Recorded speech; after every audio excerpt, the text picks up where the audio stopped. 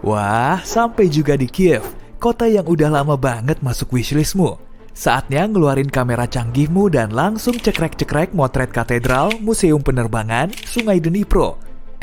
Tapi kok tiba-tiba ada bunyi keras di belakangmu? Saat membalikkan badan, kamu melihat objek yang menjulang di kejauhan. Kelihatan seperti ada dentuman dahsyat. Oh, buruan kabur! Pada Juni 2020 lalu, penduduk Kiev menyaksikan formasi badai langka di langit, awan Anvil. Awan ini terbentuk saat arus udara kuat menaikkan uap air. Udara semakin mengembang lalu menyebar saat menyentuh dasar stratosfer. Awan tebal ini kemudian membentuk anvil dingin yang menggantung di langit. Kadang malah bentuknya menyerupai jamur. Anvil menghasilkan bolt out of blue, yaitu petir yang paling berbahaya di antara semua badai. Sambaran petir ini muncul di langit biru secara tiba-tiba, sedangkan badainya mengamuk di kejauhan hingga jarak berkilo-kilometer. Petir yang berasal dari awan anvil atas ini bisa 10 kali lebih kuat dari sambaran petir biasa.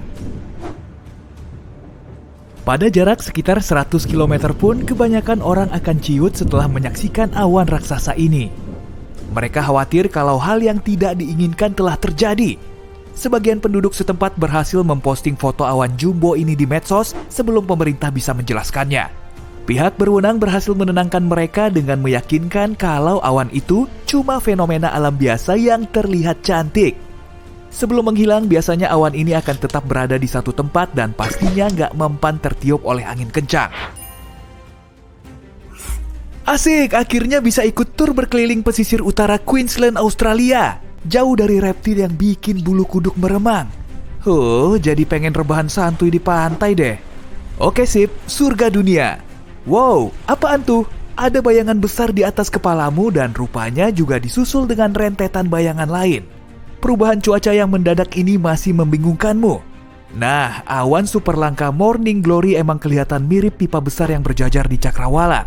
Panjangnya bisa mencapai 1000 km dan bahkan bisa muncul dalam gumpalan besar sekaligus. Fenomena ini disebabkan oleh naiknya udara yang mendorong awan hingga membentuk gulungan. Sedangkan udara dingin dan lembab di belakangnya menekan awan ini ke bawah. Dari bulan Juli sampai September 2001, penduduk India Selatan menyaksikan salah satu fenomena cuaca paling nyeleneh sepanjang sejarah. Hujan berwarna merah mengguyur kota mereka. Padahal banyak juga yang menganggapnya sebagai badai hujan biasa, tapi mereka justru semakin melongo. Tetesan hujan itu berwarna cerah dan bisa meninggalkan noda di baju.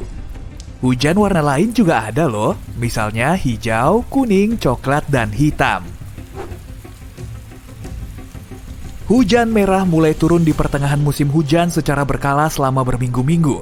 Menurut para peneliti, warna hujan unik ini kemungkinan berasal dari debu atau ganggang.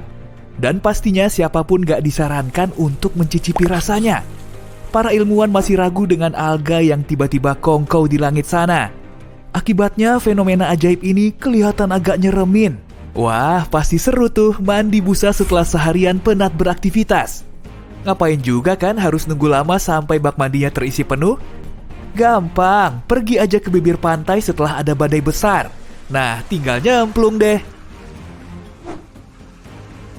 Ombak busa bisa terbentuk di lautan manapun di seluruh dunia, tapi kemungkinan besar terjadi di sepanjang garis pantai berbatu. Misalnya di pantai San Francisco, Irlandia Utara, atau Mululaba, Australia. Kondisi pantai yang memicu terbentuknya ombak ini juga bervariasi. Kalau diamati lebih dekat, air laut ternyata banyak mengandung partikel kecil seperti tumbuhan, bahan kimia, serta sejumlah garam dan mineral yang sangat cocok untuk menghasilkan busa.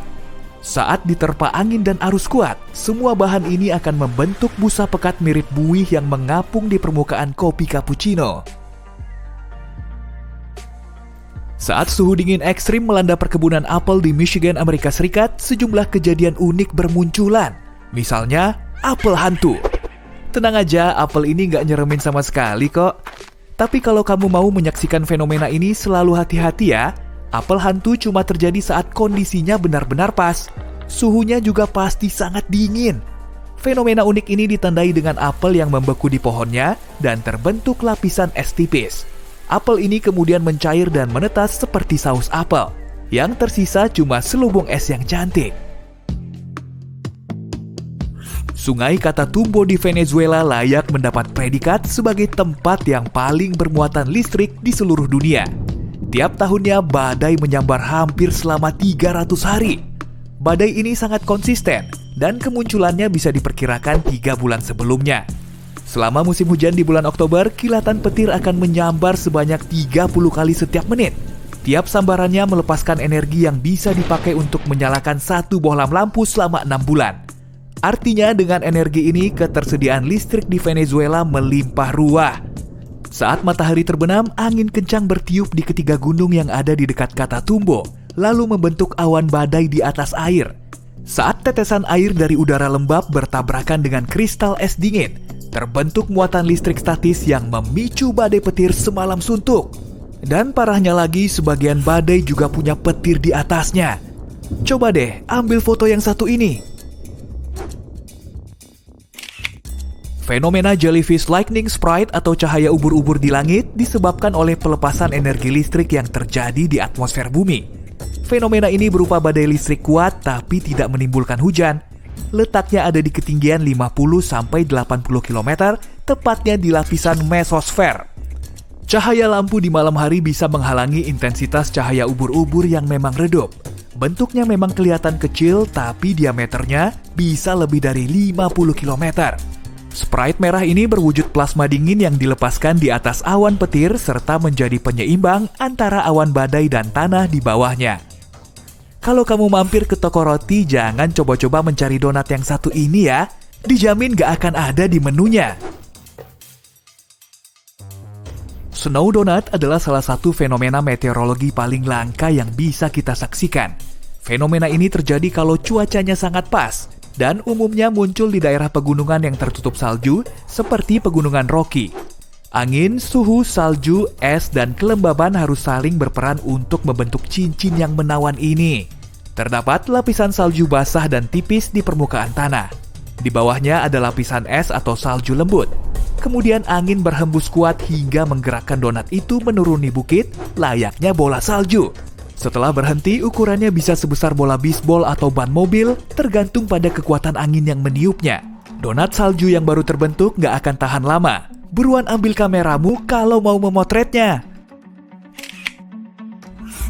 Pemandangan matahari terbenam di Cakrawala, lembayung senja dan semburat pink yang indah itu belum ada apa-apanya kalau dibandingkan dengan 3 matahari sekaligus yang ada di hadapanmu. Wow, memangnya sejak kapan matahari kita punya kembaran? Bintang hantu yang terkadang muncul di samping matahari ini disebut sandok. Dinamai begitu mungkin karena memang hobinya suka mengiringi matahari. Objek ini biasanya muncul sebagai berkas cahaya berwarna dan ketinggiannya juga sama dengan matahari. Seringnya teramati sebagai cincin atau halo. Disitulah kristal es bisa memantulkan cahayanya dengan optimal. Ada juga moondog yang muncul di samping bulan dan terbentuk oleh cahaya bulan yang melewati kristal es. Sayangnya moondog nggak seterang rekan mataharinya di siang hari. Wah, akhirnya dapat juga lokasi paling mantap untuk mengambil foto idaman di alam liar. Air sejernih kristal, pohon pinus, gunung, dan piring terbang. Piring terbang? Wow, alien telah menginvasi kita. Bisa aja kan kamu ngira begitu saat melihat awan berbentuk piring. Duh, namanya susah banget disebutin. Baca di layar aja deh ya. Oke, coba ku bacain. Altocumulus lenticularis. Formasi awan unik ini berada di atas puncak gunung. Saat udara lembab mengalir ke arahnya, plus kalau perbedaan suhunya pas, akan terbentuk gelombang. Gelombang yang tertiup udara bisa mengakibatkan penguapan sehingga awannya berubah bentuk menjadi oval. Jadi nggak ada sangkut pautnya sama alien. Langit runtuh, langit runtuh. Orang yang pernah menyaksikan fenomena ini bilang kalau awan seolah jatuh dari langit. Rupa awan Mammatus sangat mirip dengan gumpalan marshmallow raksasa berwarna putih. Jelas aja nggak bisa dimakan. Awan tak biasa ini bisa membentang ke segala penjuru hingga ratusan kilometer. Bisa juga terlihat sebentar di bagian bawah awan anvil atau badai petir lain. Gumpalan aneh ini terbentuk oleh turbulensi di dalam badai sehingga menghasilkan dasar awan yang tidak rata. Fenomena ini juga muncul di seluruh dunia dan bisa terlihat saat udara lembab terserap oleh udara kering. Udara harus lebih dingin dari sekitarnya, dingin oleh es atau dipenuhi air. 50 kapal dan 20 pesawat terbang telah hilang. Banyak orang menghilang dan kekuatan misterius mungkin telah... Oh, tidak, tunggu. Naskah yang salah. Segitiga Bermuda ini terletak di Transilvania. Salahku. Jadi pada suatu ketika di jantung Transilvania ada sebuah tempat misterius yang dinamakan Segitiga Bermuda Transilvania. Lihatlah pepohonan yang meliuk-liuk dan semak belukarnya yang kusut. Sepertinya ada makhluk jahat yang bisa muncul dari balik pohon kapan saja. Bahkan mungkin ada hantu dan makhluk misterius yang datang dari luar angkasa seperti yang disebutkan dalam cerita. Hutan ini menjadi sangat populer pada 1960-an ketika seorang pria sedang bersantai di sana pada suatu sore di bulan Agustus yang hangat bersama pacarnya dan beberapa temannya. Tiba-tiba pacarnya menunjuk sesuatu yang gak biasa di langit. Seorang pria mendekat ke tempat dia berdiri dan yang mengejutkannya, dia juga melihatnya. Benda itu adalah piringan perak aneh yang bersinar di langit. Dia segera mengeluarkan kameranya dan mengambil 4 foto sebelum benda menyeramkan itu melesat pergi. Objek itu berada di sana hanya selama 2 menit. Tapi pria itu mencetak filmnya dan foto-fotonya akhirnya diterbitkan di koran lokal. Banyak orang yang skeptis tentang hal ini.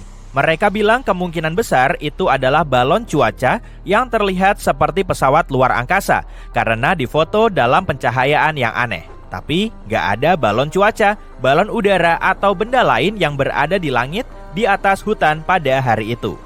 Menyeramkan ya? Itu bukan satu-satunya legenda api unggun dari daerah itu loh. Menurut cerita, mereka yang menjelajah terlalu jauh ke kedalaman yang suram di tempat yang menyeramkan ini sering kali nggak kembali.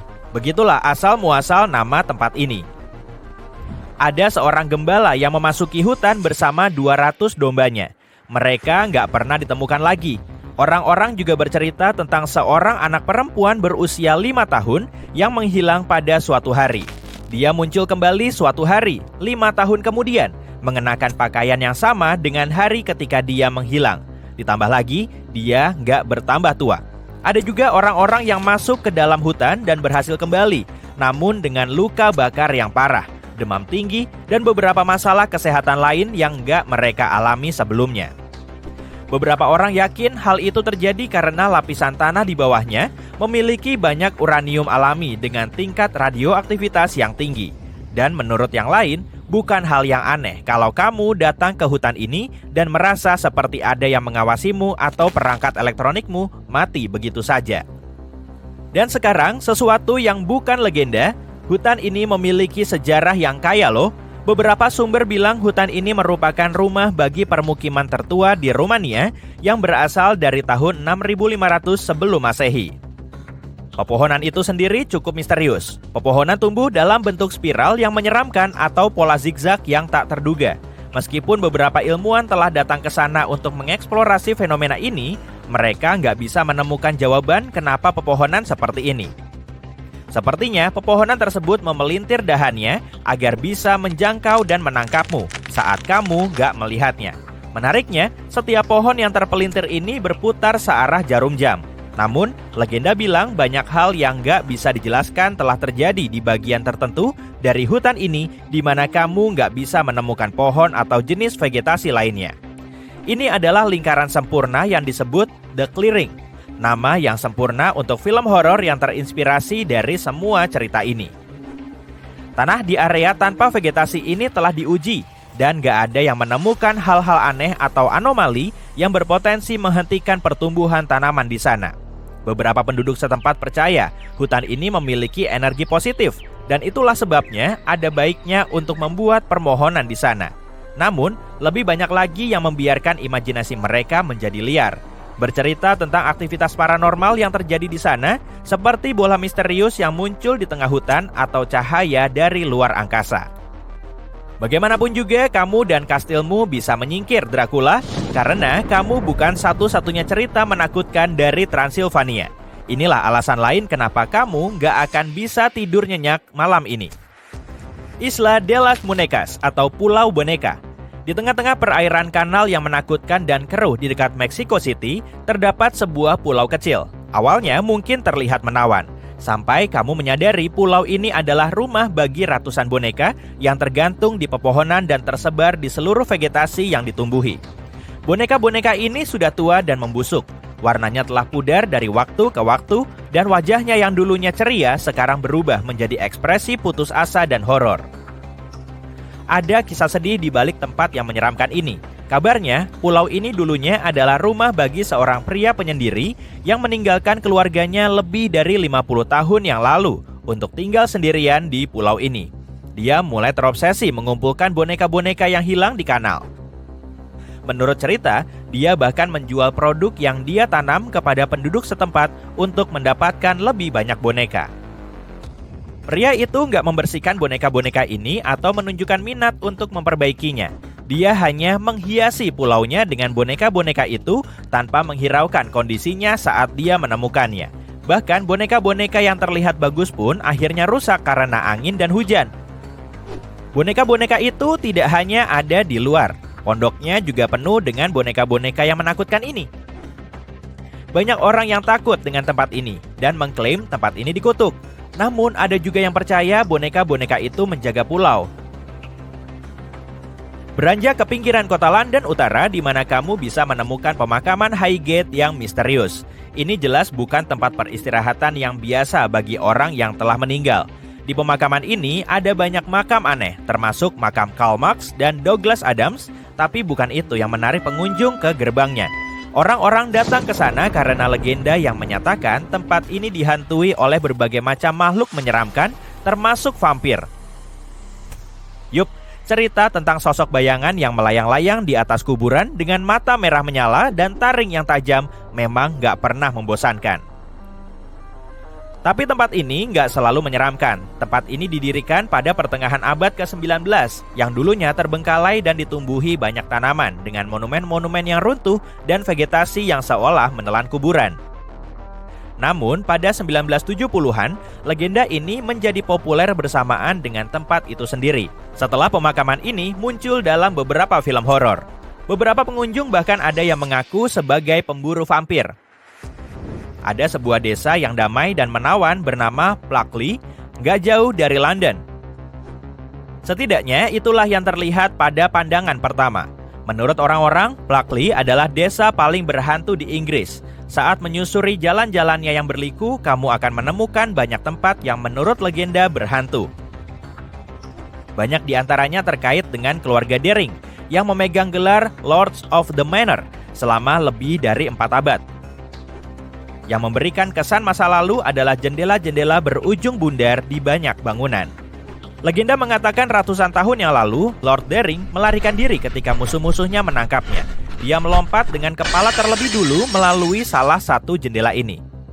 Untuk mengenang tindakan yang cukup berani ini, setiap jendela di rumah bangsawan dan desa dibuat dengan gaya yang sama. Meskipun rumah bangsawan terbakar pada 1951, warisan pelarian Lord Dering tetap hidup di desa Pluckley yang menawan. Ada yang bilang Pluckley dikelilingi oleh kayu menjerit. Ada banyak legenda tentang peristiwa paranormal yang terjadi di sana. Ada jalan setapak yang bagus di hutan ini, tapi sejujurnya aku hanya berani melewatinya di siang hari. Dan bagaimana dengan hutan Bangkok? Hutan ini berada di Polandia dan terdiri dari 400 pohon pinus yang batangnya membengkok tajam 90 derajat dan kemudian menjadi melengkung secara aneh seperti huruf J. Seseorang menanamnya pada awal 1930-an, tapi masih belum sepenuhnya jelas bagaimana semua pohon ini memiliki lekukan yang sama. Seorang ilmuwan bilang hal ini tampak seperti respons khas terhadap gravitasi. Tumbuhan memiliki mekanisme khusus yang memungkinkannya untuk mengubah arah ketika batangnya mendatar terhadap gravitasi. Jadi, pohon-pohon ini mungkin ditanam dengan cara ini untuk membuat perahu atau furniture. Tentu saja, imajinasi manusia jauh melampaui sains. Banyak yang mencoba menjelaskan keberadaan pohon-pohon ini dengan cerita-cerita tentang roh yang merasuki pohon-pohon ini atau makhluk misterius dari luar angkasa yang membuatnya seperti ini. Oke, aku ikut. Aku ambil popcorn dulu ya. Bulan, sahabat mungil kita, satu-satunya teman kita di angkasa luar yang luas, gelap, dan dingin. Tak heran kalau setiap peristiwa yang terkait dengannya, seperti gerhana matahari atau bulan, membuat kita antusias. Tapi bagaimana dengan bulan hitam? bulan biru, bulan purnama super. Pernah dengar nggak? Oke, aku bakal ceritain tentang semua tadi dan cara mengamatinya. Yuk, siapin kalendermu dulu. Jarak antara bumi dan bulan sekitar 385.000 km. Ya udah keukur, rasanya tak terlalu jauh kan? Tapi percaya deh, kebanyakan orang terlalu meremehkan jarak ini. Apa kamu tahu kalau setiap planet di tata surya termasuk Jupiter dan Saturnus bisa muat di antara bulan dan bumi? Aku sendiri juga nggak percaya. Bulan terkunci secara pasang surut ke bumi. Oleh karena itu, hanya satu sisi bulan yang selalu menghadap ke arah kita. Ada beberapa fase dalam siklus bulan. Bulan baru adalah fase pertamanya. Matahari menerangi sisi satelit kita yang tak terlihat. Jadi, kita tak bisa melihat bulan alias hampir menghilang di langit. Bulan sabit awal adalah awal terlihatnya bagian bercahaya. Bulan purnama adalah fase ketika matahari menerangi seluruh sisi yang terlihat dari bumi. Sementara bulan sabit akhir adalah memudarnya bagian bercahaya bulan secara bertahap. Dan terakhir, bulan baru lagi. Dan seluruh siklus ini berulang lagi. Ada 29,5 hari dalam satu siklus bulan. Jadi, dibutuhkan sekitar 1 bulan, kecuali pada Februari. Tapi kenapa aku perlu menjelaskan semua ini sih? Jawabannya supaya kamu bisa lebih memahami bulan hitam. Peristiwa astronomi langka yang terjadi setiap 29 bulan atau 2,5 tahun sekali. Istilah ini tidak ada dalam astronomi karena namanya dibuat oleh para astrolog. Fenomena ini tidak resmi dan punya beberapa arti. Bulan hitam bisa berarti bulan baru kedua dalam sebulan. Biasanya hanya ada 1 bulan baru per bulan. Jadi kalau ada 2, jelas merupakan fenomena langka. Bulan kedua ini disebabkan oleh sedikit perbedaan antara siklus bulan dan siklus tahunan bumi. Seperti tahun kabisat, bulan hitam juga punya arti lain. Misalnya, biasanya hanya ada 3 bulan baru per satu musim. Pada dasarnya, 1 bulan baru setiap 30 hari. Tapi, kalau ada 4 bulan baru, berarti bulan hitam yang ketiga. Ada juga beberapa arti lain yang kurang populer. Misalnya, bulan hitam adalah sebutan orang untuk Februari tanpa bulan baru atau purnama yang terjadi setiap 19 tahun sekali. Tapi apa istimewanya? Satelit kita sepenuhnya tersembunyi di langit selama bulan baru biasa. Namun saat bulan hitam, kamu bisa melihat siluetnya yang gelap. Kamu harus memilih tempat yang bagus tanpa lampu kota. Kalau tinggal di kota besar, kamu takkan bisa melihatnya tanpa teleskop. Selain itu, karena langit berubah menjadi hitam selama fenomena ini, kamu bisa melihat berbagai konstelasi yang sebelumnya tersembunyi, serta Jupiter dan Venus. Terakhir kali, ini terjadi pada 30 April 2022. Penduduk di sebagian besar Amerika Serikat bisa melihatnya, kecuali di wilayah Pasifik, Alaska, atau Hawaii. Aloha! Sayangnya, kalau kamu baru mendengar soal fenomena bulan hitam sekarang, berarti kamu sudah melewatkannya. Jadi, kamu harus menunggu 2,5 tahun lagi. Bulan hitam berikutnya akan terjadi pada September 2024 menurut definisi standar dan 19 Mei 2023 menurut definisi musiman. Tapi tenang, kamu bisa melihat peristiwa astronomi lain kok. Misalnya bulan biru yang langka. Gak percaya bulan bisa jadi biru? Bener sih, bulan memang gak akan berubah jadi biru. Ini cuma istilah para astrolog untuk bulan purnama kedua dalam sebulan. Bulan hitam dan bulan biru mirip dari segi definisi, tapi sebenarnya berlawanan. Kalau bulan hitam adalah bulan baru kedua yang langka dalam sebulan, bulan biru adalah bulan purnama kedua yang langka. Keduanya juga terjadi setiap 29 bulan. Nggak terlalu langka kan? Tapi dari mana istilah bulan biru ini berasal ya? Pakar cerita rakyat Philip Hitchcock berasumsi bahwa arti kalender dari istilah bulan biru pertama kali dibuat oleh Almanak Petani Maine pada tahun 1937. Peristiwa astronomi menarik lainnya disebut supermoon atau bulan purnama super.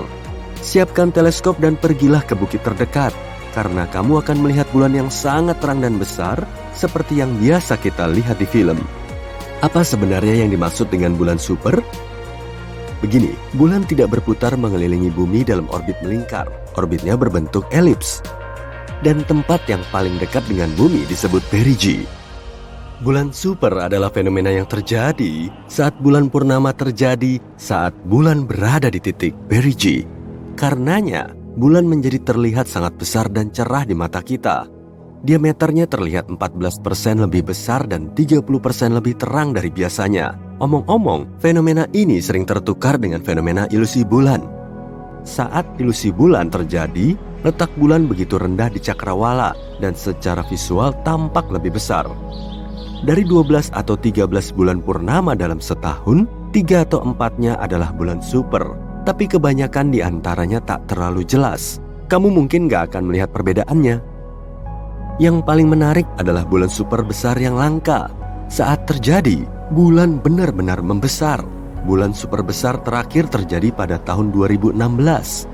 Sayangnya, bulan super berskala besar ini jarang terjadi, cuma sekali setiap 18 tahun. Yang berikutnya baru akan terjadi pada tahun 2034. Tapi kita bisa cukup sering mengamati bulan super yang lebih kecil. Pada tahun 2022, kamu mungkin melihatnya pada 14 Juni dan 16 Juli lalu. Ada juga fenomena sebaliknya yang disebut bulan mikro. Kamu mungkin sudah bisa menebak artinya. Ini terjadi saat bulan purnama terjadi di titik terjauh dari bumi. Titik ini disebut apogee. Bulan mikro berikutnya pada tahun 2022 terjadi pada tanggal 29 Juni. Pada tahun 2023, kita bisa mengamatinya pada tanggal 7 Januari, 5 Februari, dan 16 Agustus. Kamu memang tidak perlu menantikan setiap peristiwa ini. Kebanyakan orang lebih tertarik pada gerhana bulan dan matahari. Oh iya, apa kamu salah satu orang yang sering tertukar antara kedua peristiwa ini? Coba kita tes ya. Pause video ini. Jelaskan apa arti masing-masing gerhana ini. Mari kita bandingkan jawabanmu dengan definisi yang benar sesaat lagi. Sudah? Oke. Nah, gerhana matahari adalah fenomena ketika bulan menutupi matahari seluruhnya atau sebagian. Gerhana matahari hanya mungkin terjadi saat bulan baru, ketika bulan itu sendiri tidak terlihat.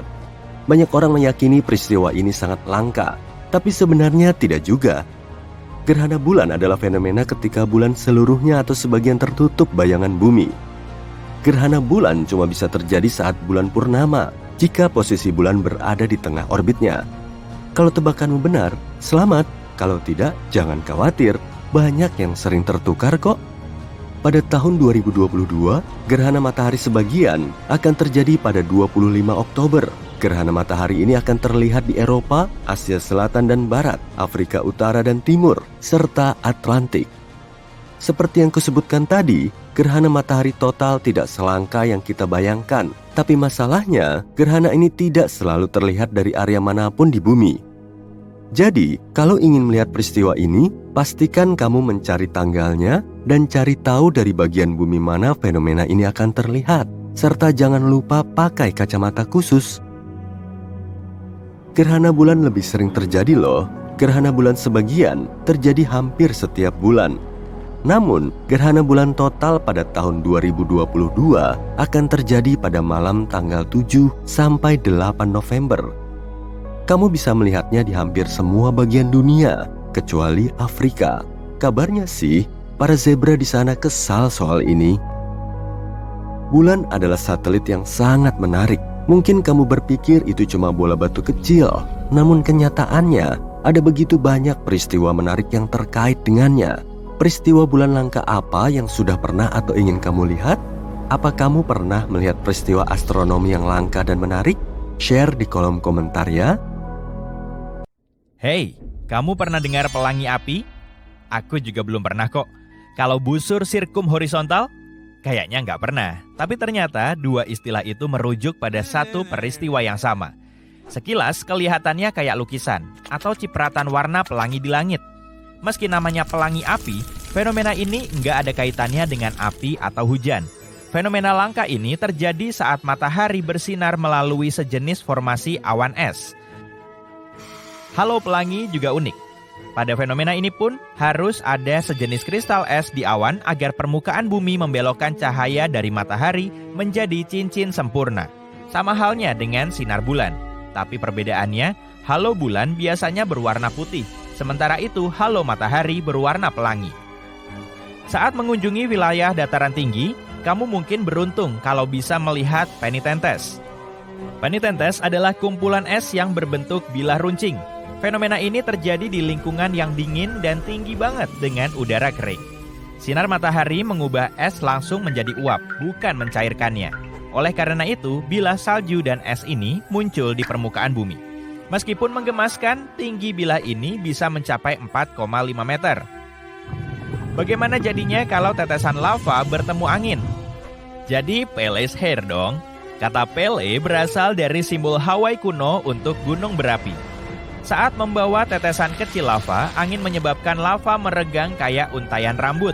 Prosesnya mirip pembuatan kawat kaca. Untayan halus ini bisa membentang sejauh 2 meter.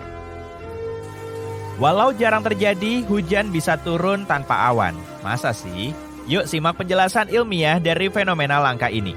Kadang fenomena ini disebut hujan panas karena hujannya seperti jatuh dari matahari. Tapi nggak mungkin kan hujan langsung jatuh dari sebuah bintang? Awan hujan agak jauh dari lokasi tersebut. Dengan sinar matahari yang jatuh miring, awan jadi nggak kelihatan.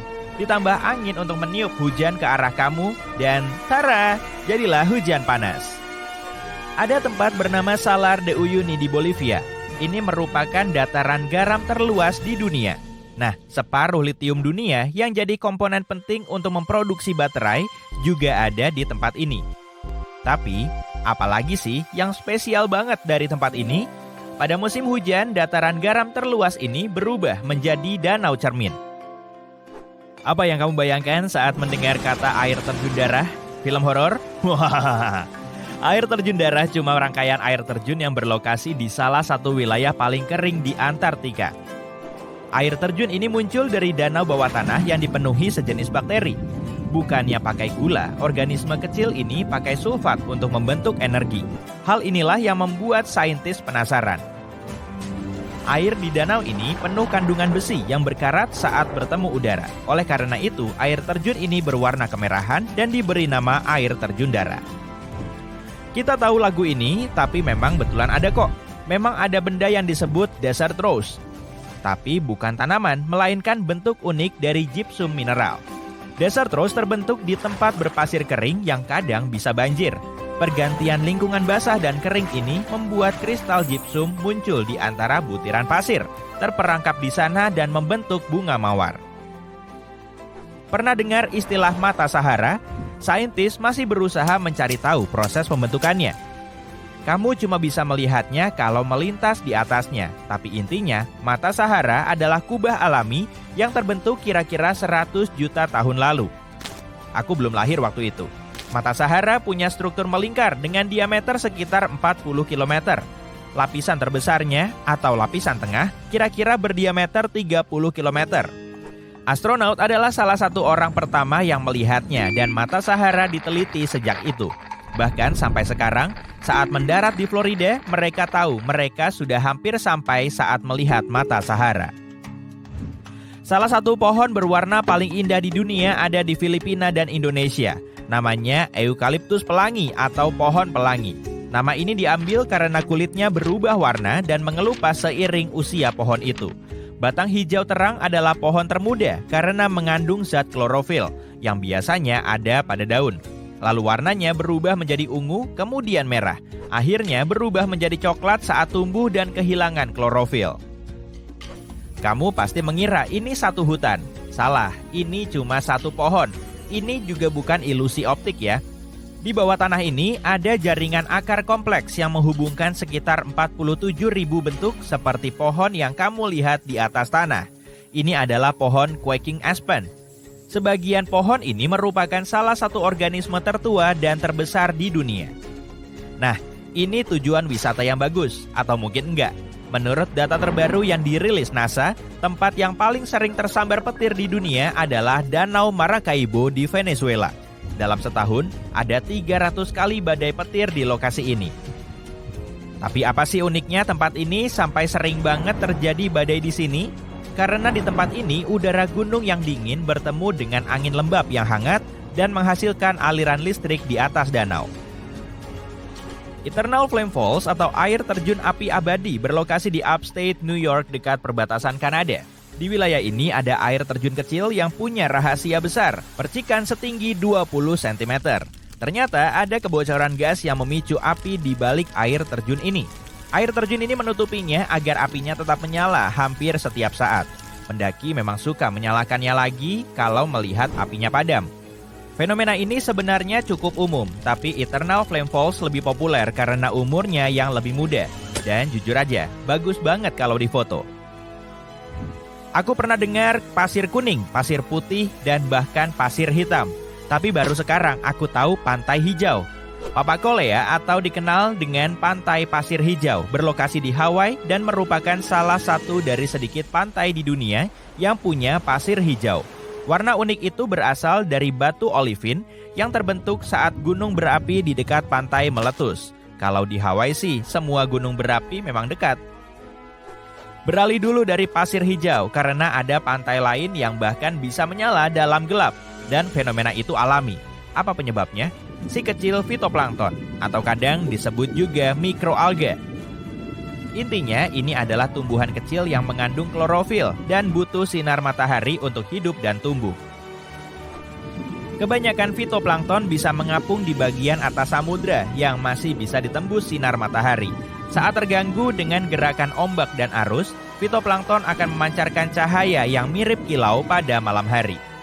Mikroorganisme spesial ini banyak ditemukan di pantai di seluruh dunia seperti Maladewa, Puerto Rico, dan Everglades.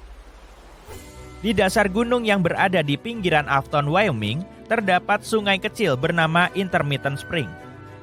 Hanya ada 3 sungai kayak gini di seluruh dunia. Tapi apa sih yang bikin sungai ini misterius banget?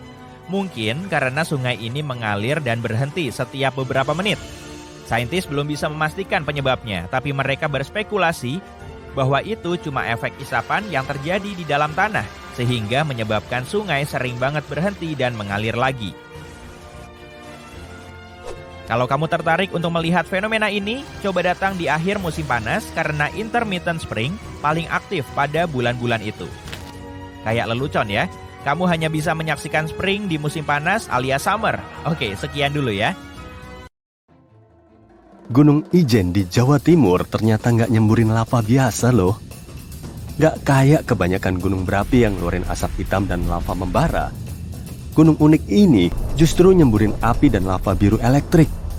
Fenomena ini bisa terjadi karena kadar belerang di Gunung Ijen termasuk paling tinggi di dunia. Jadi, saat gas belerang bereaksi dengan udara panas dan menyala oleh lava cair, warnanya berubah jadi biru. Pemandangan cantik ini cuma bisa disaksikan di malam hari, tapi baunya masih bisa tercium di siang hari.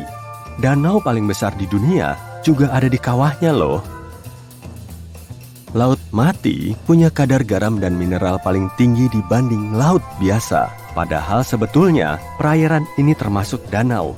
Meski airnya nggak bisa dipakai untuk berenang, para pengunjung datang ke Laut Mati agar tubuh mereka mendapat senyawa alami. Dengan mengapung di permukaan air, mereka juga bisa rileks.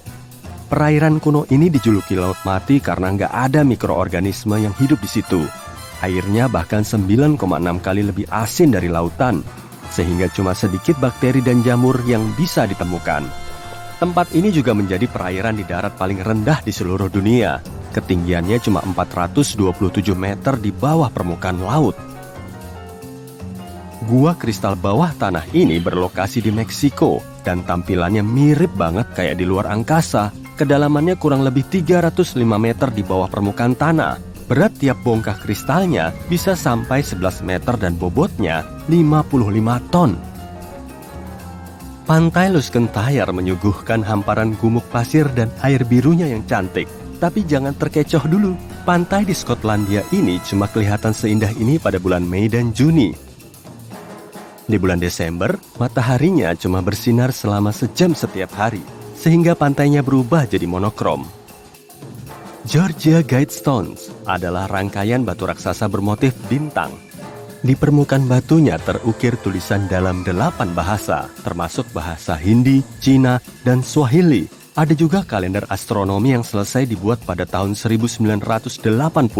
Struktur ini dibuat agar bisa tahan selama berabad-abad, tapi nggak ada yang tahu pasti siapa pembuatnya dan apa alasannya. Di California yang terik, terdapat Taman Nasional Sequoia yang menaungi hutan raksasa. Hutan ini sudah ada sejak ribuan tahun yang lalu. dan lebih dari 8.000 pohon raksasa tumbuh di sini, termasuk 10 tumbuhan hidup paling besar di dunia. Pohon Sequoia General Sherman diperkirakan telah berumur 2.700 tahun dan diakui sebagai pohon hidup paling besar yang dikenal berdasarkan volumenya. Patung kepala batu terkenal ini berlokasi di Pulau Paskah dan diperkirakan telah ada selama ratusan tahun. Tapi nggak ada yang tahu pasti asal muasalnya sih.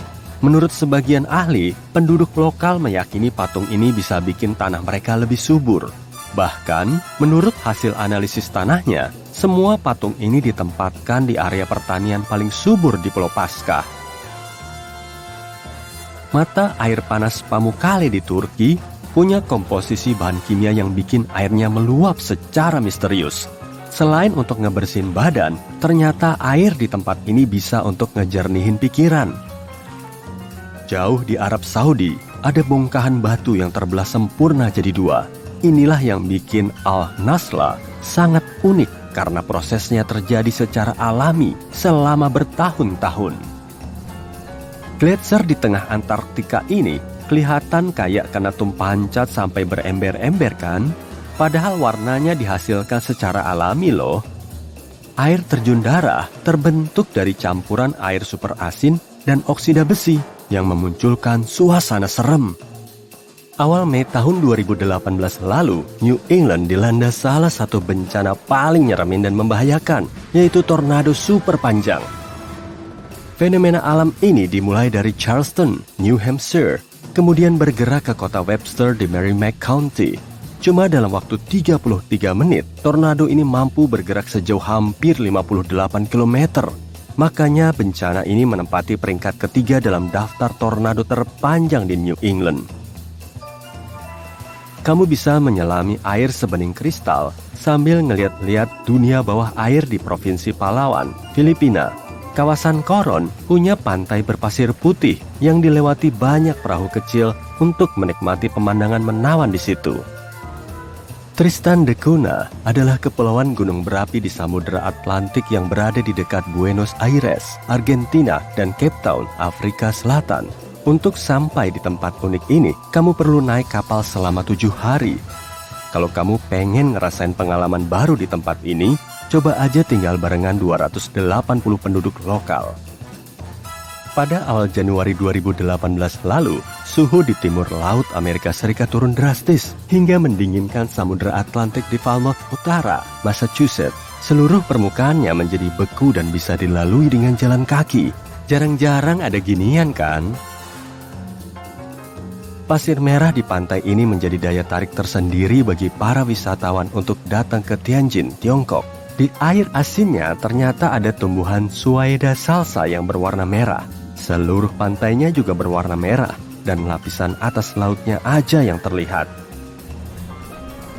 Objek yang bisa melawan gaya gravitasi di dunia ini adalah batu da Vasco di Argentina. Batu jumbo seberat 300 ton ini terletak mepet di tebing curam dan saat tertiup angin, batu ini akan berayun. Malah ada yang udah menguji batu ini dengan naruh botol kaca di bawah salah satu tepinya dan ternyata botol itu pecah saat terjadi ayunan. Tapi fenomena alam ini sudah nggak kelihatan kayak dulu lagi. Pada tahun 1912, batu besar ini tiba-tiba jatuh dari tempat bersantuinya selama ratusan tahun. Masyarakat terdekat di kota Tandil sangat menyayangkan kejadian ini. Hingga 95 tahun kemudian, tepatnya pada tahun 2007, mereka memugar lagi batu ini. Mereka bikin replika plastiknya, lalu menaruhnya di lokasi dan posisi yang sama. Jadi kalau kamu datang ke Tandil, batu berayun yang terkenal ini masih bisa dilihat, tapi cuma sebagai simbol ya, karena replikanya nggak bisa berayun lagi dan beratnya cuma 9 ton. Meski begitu, bentuknya gampang banget dikenali kok. Pulau unik Socotra terletak di lepas pantai Yaman di Samudra Hindia. Di pulau ini terdapat pohon super unik sepanjang masa bernama pohon naga. Dan pastinya nggak ada pohon kayak gini di tempat lain.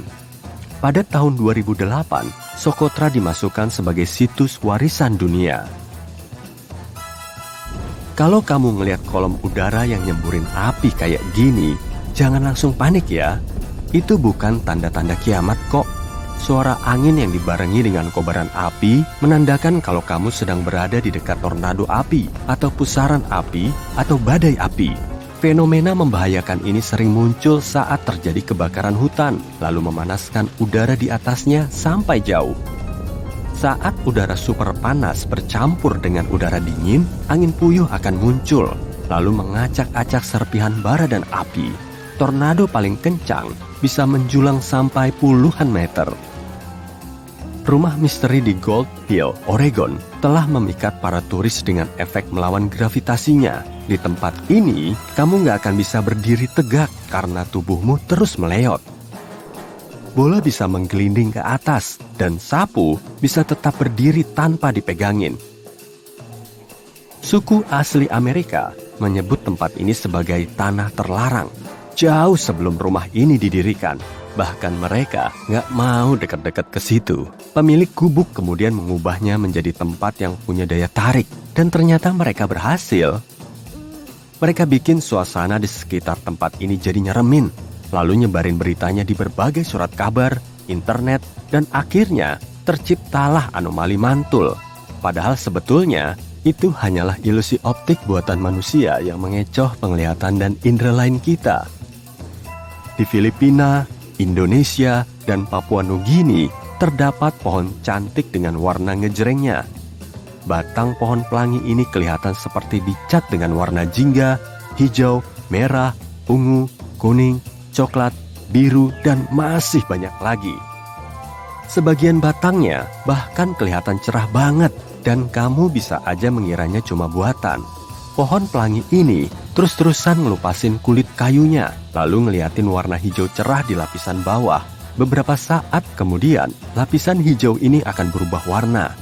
Nah, karena proses pengelupasan kulitnya nggak berlangsung bersamaan, batang pohon ini kelihatan warna-warni.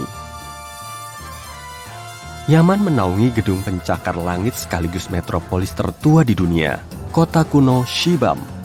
Dijuluki sebagai Manhattan di gurun pasir, karena di dasar gurunnya terdapat sejumlah bangunan dari lumpur. Dulunya, tempat ini dijadikan sebagai persinggahan bagi kafilah. Di Rusia, di pesisir Laut Baltik, ada taman nasional misterius bernama The Dancing Forest atau hutan menari.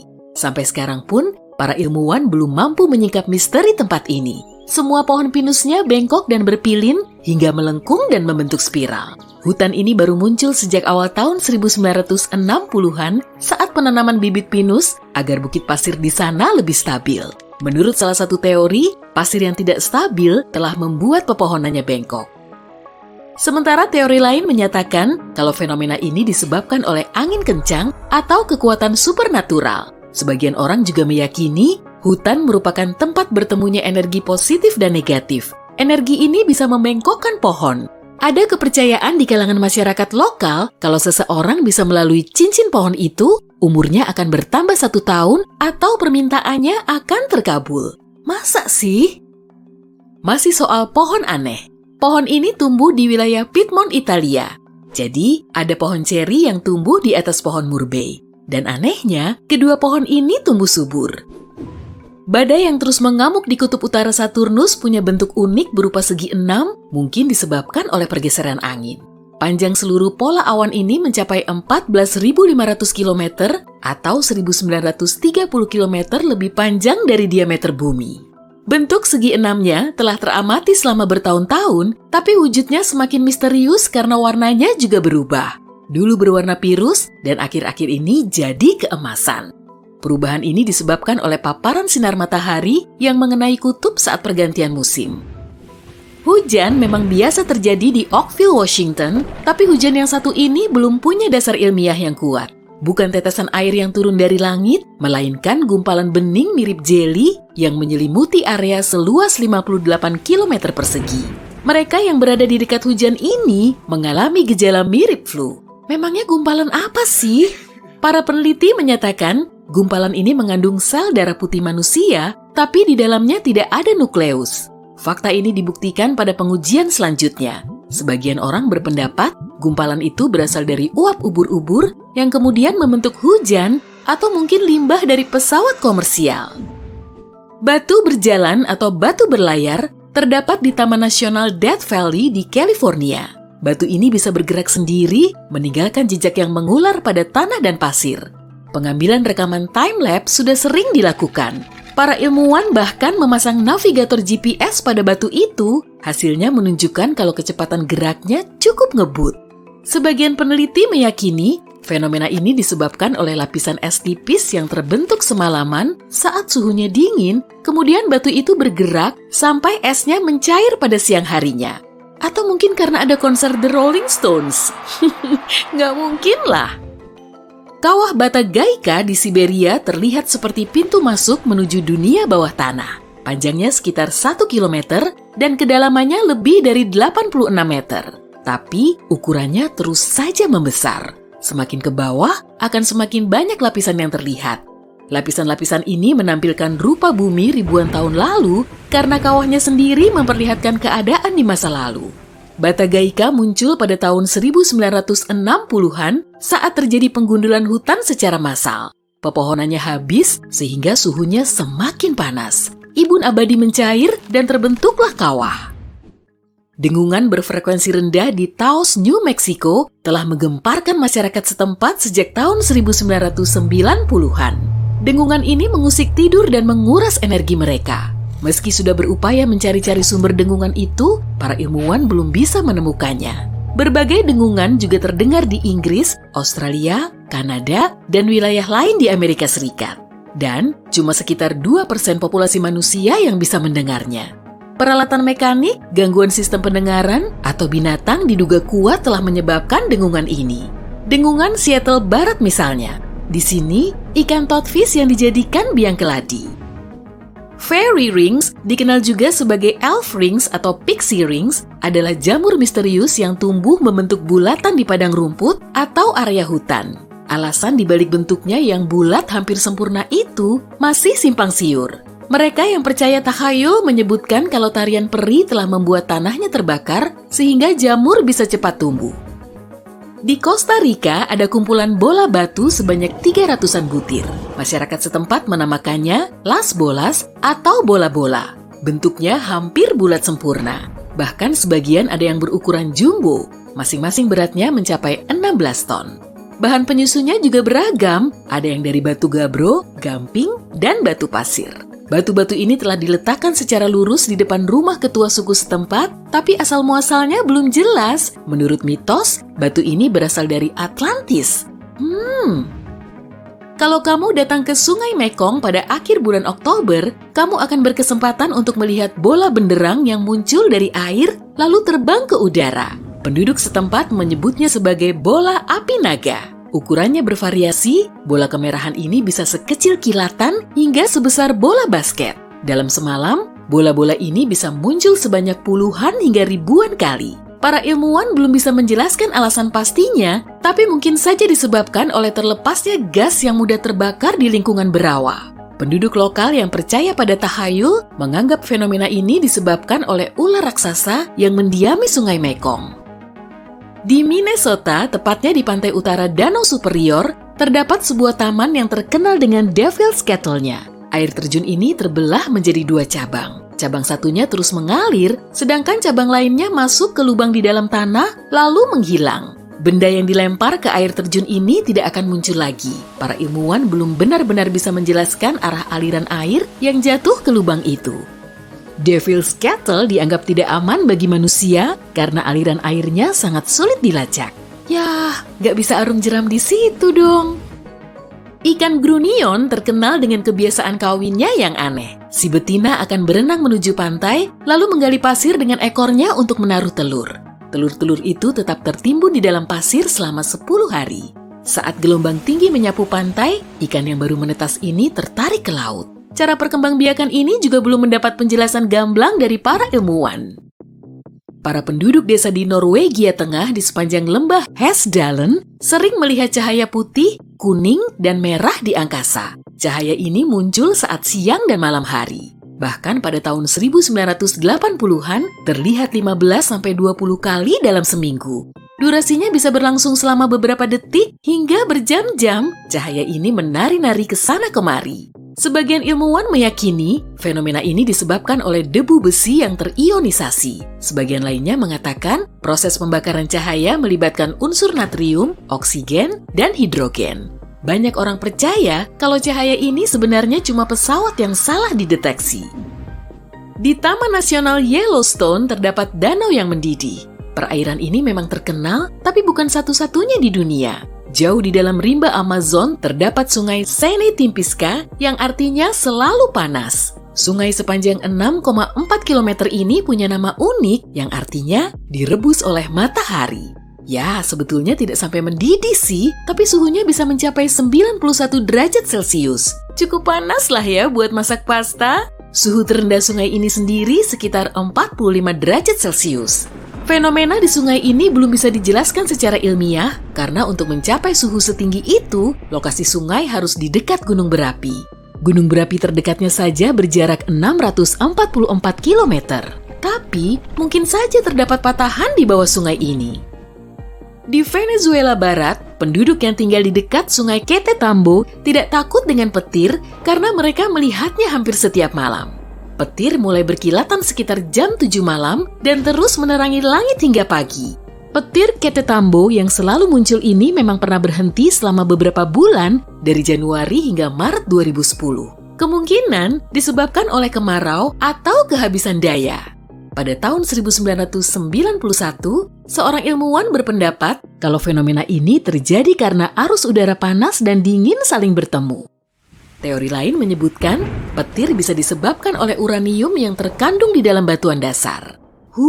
Petir! Aku harus menyelamatkan diri secepat kilat. Dah! Kamu berjalan santai di sore hari ditemani udara yang hangat, rumputnya hijau, matahari bersinar cerah, dan tiba-tiba kamu merasa tenggelam. Kamu mulai panik, tapi segera mundur untuk naik lagi. Kamu menguji pijakanmu dengan melompat ringan. Rumput di bawahmu memantul seperti trampolin. Fenomena ini disebabkan oleh pencairan tanah. Kelebihan air dari hujan deras atau banjir terperangkap di tanah dan menyebabkannya tergenang. Ini membuat tanah bersifat mirip tempat tidur air raksasa. Meski kamu merasa ingin sekali memijak dan berlari di rumput yang memantul ini, kamu sebaiknya berhati-hati. Rumput ini bisa terbelah dan jika seseorang jatuh, akan sangat sulit untuk keluar dari sana lagi. Gunung berapi yang sedang meletus jelas adalah pemandangan yang sangat menakutkan dengan awan asap gelap dan lahar cair panas yang mengalir. Bukan cuma itu, gunung berapi bisa menghasilkan petir. Petir vulkanis sulit dipelajari. Jadi, para ilmuwan belum tahu apa penyebab pastinya. Teori yang paling umum mengatakan, selama letusan, abu yang keluar bergesek begitu banyak sehingga menciptakan penumpukan listrik statis. Listrik statis ini kemudian memicu petir vulkanis. Pusaran api atau tornado api terlihat persis seperti kedengarannya. Ini terjadi saat angin tanah bertemu api dan mengubah baranya menjadi kekuatan berputar. Api berputar ini bisa sampai setinggi 300 meter, tapi untungnya hanya berlangsung beberapa menit. Tornado api jarang terjadi, tapi dampaknya sangat berbahaya. Di Tokyo, pada tahun 1923, kebakaran besar di suatu kota menghasilkan tornado api raksasa. Tornado ini berlangsung selama 15 menit dan menghancurkan kota itu, menyebabkan kerusakan besar dan memakan korban luka sampai 38.000 orang. Di malam musim dingin tak berawan, jika beruntung, kamu mungkin bisa melihat sinar warna biru dan jingga yang naik ke langit. Ini disebut pilar cahaya. Pilar cahaya terjadi saat cahaya terpantul dari kristal es kecil yang melayang di atmosfer. Pilar ini lebih umum di negara-negara dingin di utara, seperti Kanada atau Rusia. Kita semua pernah melihat lengkungan pelangi warna-warni yang dihasilkan matahari, tapi kamu belum tentu pernah melihat pelangi menyinari langit malam yang dihasilkan oleh bulan. Ini disebut moonbow. Moonbow cerah dan warna-warni layaknya pelangi dan terjadi saat cahaya bulan menyinari tetesan air di langit. Moonbow sangat langka dan hanya dapat terjadi dalam kondisi tertentu. Posisi bulan harus sangat rendah, langitnya harus gelap, dan hujan harus turun tepat di seberang bulan untuk menciptakan pelangi bulan ini. Kalau kamu berjalan-jalan memandangi bulan di pantai pada malam hari, kamu mungkin melihat fenomena aneh berupa pantai berpendar. Ini terjadi saat mikroorganisme di air bernama plankton bergerak bersama ombak dan mengeluarkan warna biru cerah. Organisme mikro ini cenderung hidup di perairan yang lebih hangat. Jadi, kamu bisa menemukan pantai-pantai berpendar seperti ini di tempat-tempat seperti Maladewa, Puerto Rico, dan bahkan Florida. Di Kutub Utara, kamu bisa menemukan air terjun darah yang terkenal. Air berwarna merah darah mengalir dari Glacier Taylor yang berasal dari danau bawah tanah. Para ilmuwan awalnya mengira warna mencolok ini disebabkan oleh mikroorganisme yang mirip dengan plankton di pantai berpendar. Tapi setelah penelitian lebih lanjut, rupanya air di sana punya tingkat besi yang sangat tinggi yang teroksidasi dan berkarat begitu terkena udara luar. Di iklim lebih dingin yang danaunya beku sepanjang tahun, jika melihat ke bawah perairan es dengan saksama, kamu bisa melihat gelembung beku yang terjebak di dalam es. Ini adalah kantong-kantong gas metana. Bakteri di dalam air memakan organisme lain dan mencernanya hingga menghasilkan metana. Metana ini berubah menjadi gelembung di air beku yang terperangkap di bawah lapisan es. Awan asperatus adalah salah satu fenomena paling langka di alam. Formasi awan ini terdiri dari awan sangat gelap yang berombak seperti badai. Meski tampak mengerikan dan terlihat membawa badai besar, awan-awan ini biasanya menghilang tanpa ada pengaruhnya ke cuaca. Awan ini paling sering muncul di dataran besar Amerika Serikat, tapi belum muncul lagi sejak tahun 2009. Meski iklimnya terkenal keras, padang pasir dapat menghasilkan objek-objek indah seperti mawar gurun. Ini adalah formasi klaster kristal berbentuk mawar. Peralihan yang intens antara kondisi kering dan basah membentuk kristal ini dan menjebak butiran pasir di dalamnya, sehingga warnanya menjadi khas. Dari jauh, kamu bisa dengan mudah mengira water spout atau sengkayan sebagai tornado besar yang berjalan di atas air. Nyatanya, sengkayan adalah jenis awan berbentuk corong yang memutar angin berisi awan dan biasanya berwarna gelap. Sengkayan jauh lebih lemah dan lebih kecil daripada tornado, serta tidak cukup kuat untuk menyedot apapun ke dalamnya. Fenomena ini biasanya terjadi di iklim tropis dan biasanya menghilang sebelum mencapai tanah. Awan lentikular adalah awan datar yang menumpuk satu sama lain. Bentuknya mirip tumpukan pancake di langit. Awan ini biasanya terbentuk di ketinggian yang fitur geografisnya meliputi gunung atau bangunan tinggi yang menghalangi aliran udara. Karena bentuknya yang unik, awan lentikular diduga sebagai penjelasan atas sejumlah penampakan UFO.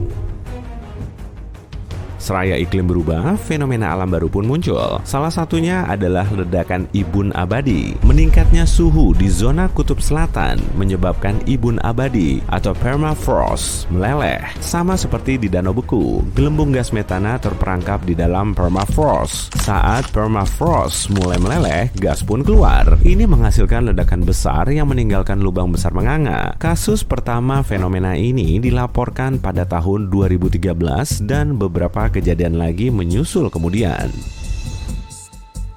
Saat membayangkan gunung es, kamu biasanya membayangkan sebongkah es putih besar. Tapi di Kutub Utara, kamu dapat menemukan gunung es bergaris hijau, biru, kuning, dan lainnya. Warna berbeda ini disebabkan kondisi khusus yang membentuk gunung es ini. Hijau biasanya muncul saat air yang kayak ganggang membeku. Garis biru biasanya hanya air beku. Warna lain biasanya disebabkan oleh sedimen dari serpihan yang dibawa oleh air saat membeku.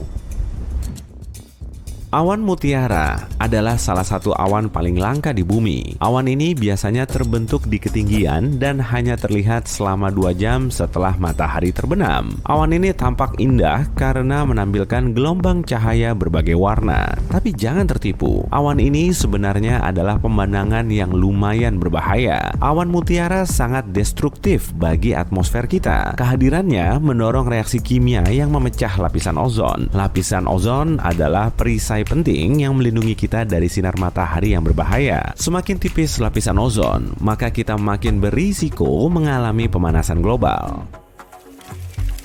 Kamu mungkin tak mengira akan menemukan api alami di tengah air terjun, padahal sebenarnya ini lumayan umum. Di bagian utara New York, di tengah-tengah air terjun kecil yang mengalir, terdapat api abadi setinggi 20 cm. Di bawah air terjun ini terdapat rembesan gas alam, yaitu gas bertekanan rendah yang keluar dari bawah tanah ke atmosfer bumi. Api kecil ini cukup terlindungi oleh bebatuan dari percikan air terjun sehingga tetap menyala permanen. Biasanya saat memikirkan pantai tropis, pasir hijau tidak mungkin ada di bayanganmu. Tapi di Hawaii dan pulau-pulau vulkanis lainnya di seluruh dunia, kamu bisa menemukan pantai yang diselimuti pasir hijau gelap. Warna yang indah ini disebabkan oleh erosi olivin, sejenis batuan yang terbentuk oleh letusan gunung berapi di dekatnya. Selama bertahun-tahun, batu ini perlahan terkikis menjadi pasir dan terbawa ke pantai, menghasilkan pantai berwarna aneh ini. Panitente adalah sebidang duri es yang terbentuk di tempat tinggi. Ini terjadi saat sinar matahari memancar langsung ke es, mengubahnya menjadi uap air alih-alih melelehkannya. Sinar matahari menguapkan cekungan-cekungan kecil di permukaan salju, menghasilkan formasi mirip kristal tajam. Tinggi duri ini bisa sampai 4,5 meter. Awan Mammatus adalah formasi awan yang paling unik dan khas. Panjang awan ini bisa mencapai lebih dari ratusan kilometer, dan langit di atasmu terlihat seperti diselimuti bola kapas. Awan itu sendiri tidak berbahaya, tapi sering menandakan akan datangnya badai berbahaya di dekatnya. Jadi, jika kamu melihatnya, segeralah berlindung. Cahaya hijau adalah fenomena langka yang terjadi sebentar saat matahari terbenam atau matahari terbit, ketika matahari hampir seluruhnya keluar dari langit. Dalam kondisi yang tepat, mata kita dapat menyaksikan kilauan hijau yang unik, membuat matahari tampak hijau cerah. Fenomena ini disebabkan oleh sinar matahari yang dibelokkan oleh atmosfer bumi, sehingga cahayanya terbias menjadi beragam warna. Matahari akan tampak hijau, tapi itu sebenarnya hanya ilusi optik.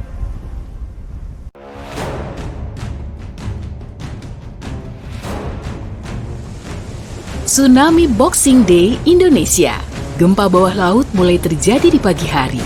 Getarannya memicu sejumlah gelombang tsunami. Gelombang tertingginya setara dengan monumen Arc de Triomphe di Paris. Mega tsunami Gunung Unzen. Letusan gunung berapi dahsyat memicu terjadinya tanah longsor dari kubah lava yang berumur 4.000 tahun. Longsorannya menimpa kota Shimabara dan jatuh ke laut, lalu terjadilah mega tsunami.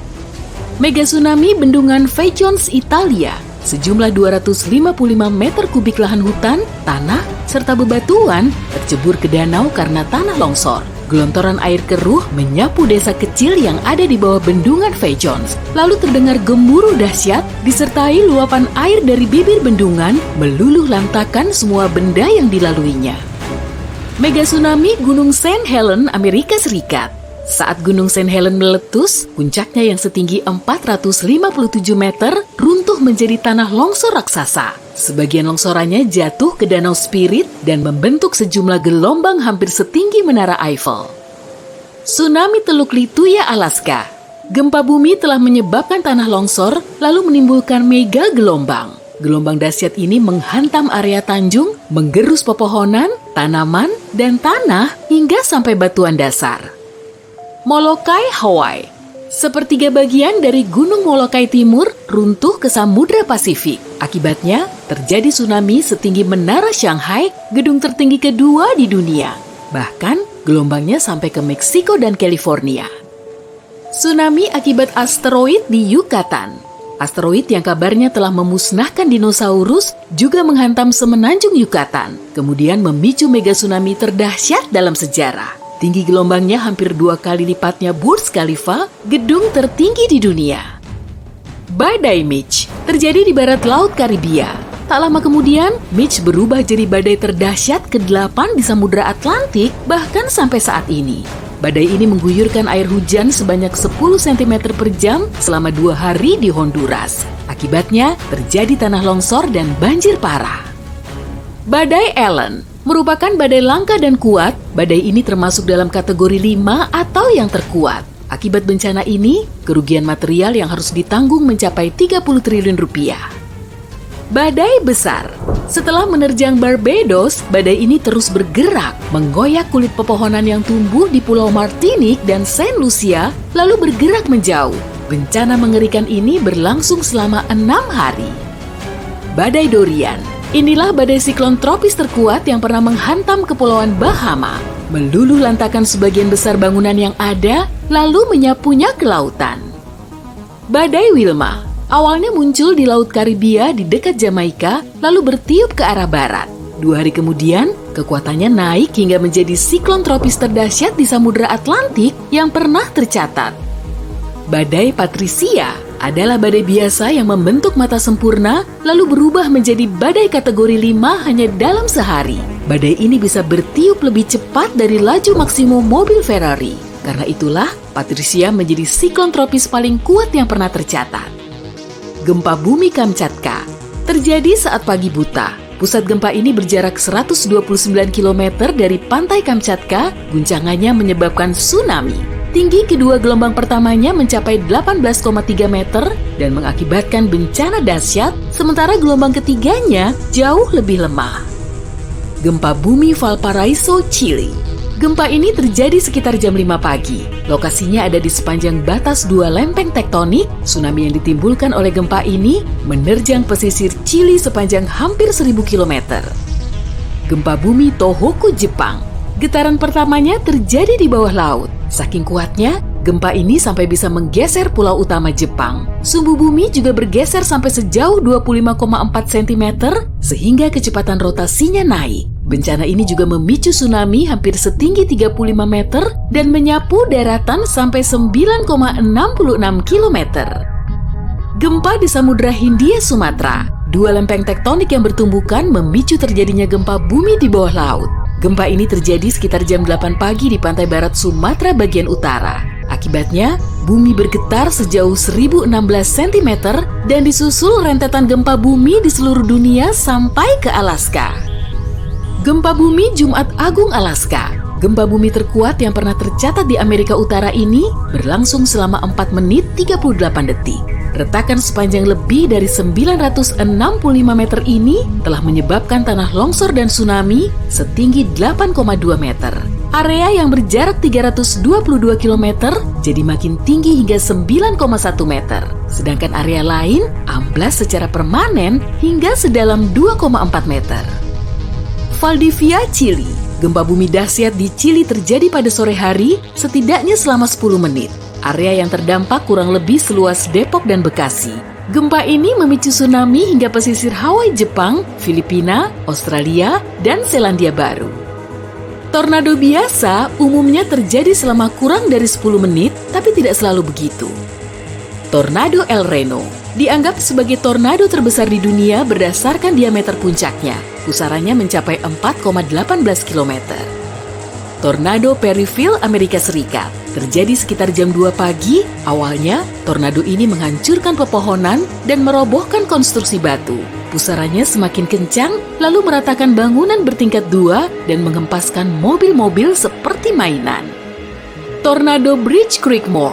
Saat berhembus di kota Bridge Creek, tornado ini berdiameter maksimum 1,6 sampai 2,57 km. Kecepatan di pusatnya mencapai lebih dari 482 km per jam.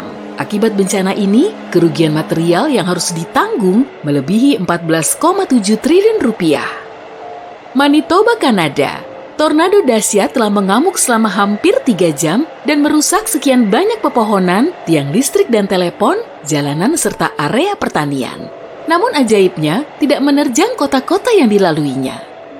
Tornado Tri-State, Amerika Serikat. Tornado terpanjang di dunia ini menempuh jarak sejauh sekitar 354 km melalui Missouri, Illinois, dan Indiana. Tornado biasanya cuma bergerak sampai sejauh 8,05 km. Tupelo, Gainesville, Amerika Serikat. Setidaknya 12 rentetan tornado terjadi secara bersamaan dan menyapu semua benda yang dilaluinya. Hujan badai juga memicu banjir bandang yang semakin memperburuk situasi. Tanah longsor Fejon, Italia. Tanah longsor seukuran 100 piramida Agung Giza meluncur deras dari puncak gunung Monte Toc. Longsorannya jatuh ke bendungan Fejon mengakibatkan tsunami yang tinggi gelombangnya melebihi Golden Gate Bridge. Yunnan, Tiongkok. Longsor batu dan lumpur yang sangat deras seukuran Sydney Harbor memenuhi sungai Jinsa, terbentuklah bendungan. Sungai Hida, Jepang. Karena hujan badai, reruntuhan sebanyak 300.000 kolam renang Olimpiade hanyut ke hilir hingga akhirnya terhenti oleh longsoran lain yang terjadi terlebih dulu. Dalam perjalanannya, tanah longsor ini menyapu 2 bus dari jalanan. Peru, longsoran batu telah menutupi aliran sungai Rio Mantaro di sepanjang pusat negara Peru. Bencana ini cuma berlangsung maksimum 3 menit, jadi kecepatannya mencapai 140 km per jam. Bekas puing-puing juga terlihat sepanjang 8 km setelah kejadian. Bendungan Usoy, Tajikistan, disebabkan oleh gempa berkekuatan 7,4 magnitudo. Batu berjatuhan ke sungai Murgab dan menutupi alirannya. Maka terbentuklah Bendungan Usoy, salah satu bendungan tertinggi di dunia. Gunung St. Helens, Amerika Serikat. Pada jam 8:30 pagi, magma tersembur keluar setelah terakumulasi. Lalu, terjadilah erupsi dan disusul dengan gempa bumi dahsyat. Akibatnya, seluruh sisi utara Gunung St. Helens longsor. Inilah tanah longsor terbesar yang pernah tercatat di dunia. Bonneville Utara, Amerika Serikat. Pada pertengahan abad ke-15, terjadi gempa bumi dahsyat. Sekian banyak material tersembur keluar dari Gunung Table yang kemudian menutupi area seluas lebih dari 13 km persegi. Sungai Columbia juga tertutup oleh bendungan setinggi lebih dari 60 meter dan sepanjang 5,6 km. Kamu berencana liburan ke Afrika. Tujuan wisata terakhirmu adalah Gurun Sahara yang berlokasi di Afrika Utara. Gurun ini membentang dari Samudra Atlantik sampai Laut Merah. Kamu nggak sabar mau naik unta dan belajar tentang budaya mereka yang kaya. Kamu naik pesawat dan akhirnya sampai setelah penerbangan yang panjang. Inilah gurun panas terbesar di dunia. Percaya nggak kalau Gurun Sahara luasnya 9,2 juta kilometer persegi? Kamu siap untuk bertualang setelah minum berliter-liter air es? Pemandu wisata ngasih kamu pilihan, menghabiskan 2 minggu untuk mengunjungi berbagai oasis atau bantuin mereka untuk memecahkan misteri di sana. Di gurun itu, dekat kota di Aljazair, terdapat sebuah misteri yang belum terpecahkan. Sekumpulan lingkaran besar terbentuk di pasir. Jumlahnya ada belasan dan membentang puluhan kilometer dalam garis lurus. Lingkaran itu pertama kali terlihat lewat foto Google Earth beberapa tahun lalu. Orang-orang memperdebatkannya bertahun-tahun, tapi belum ada yang nemu jawabannya.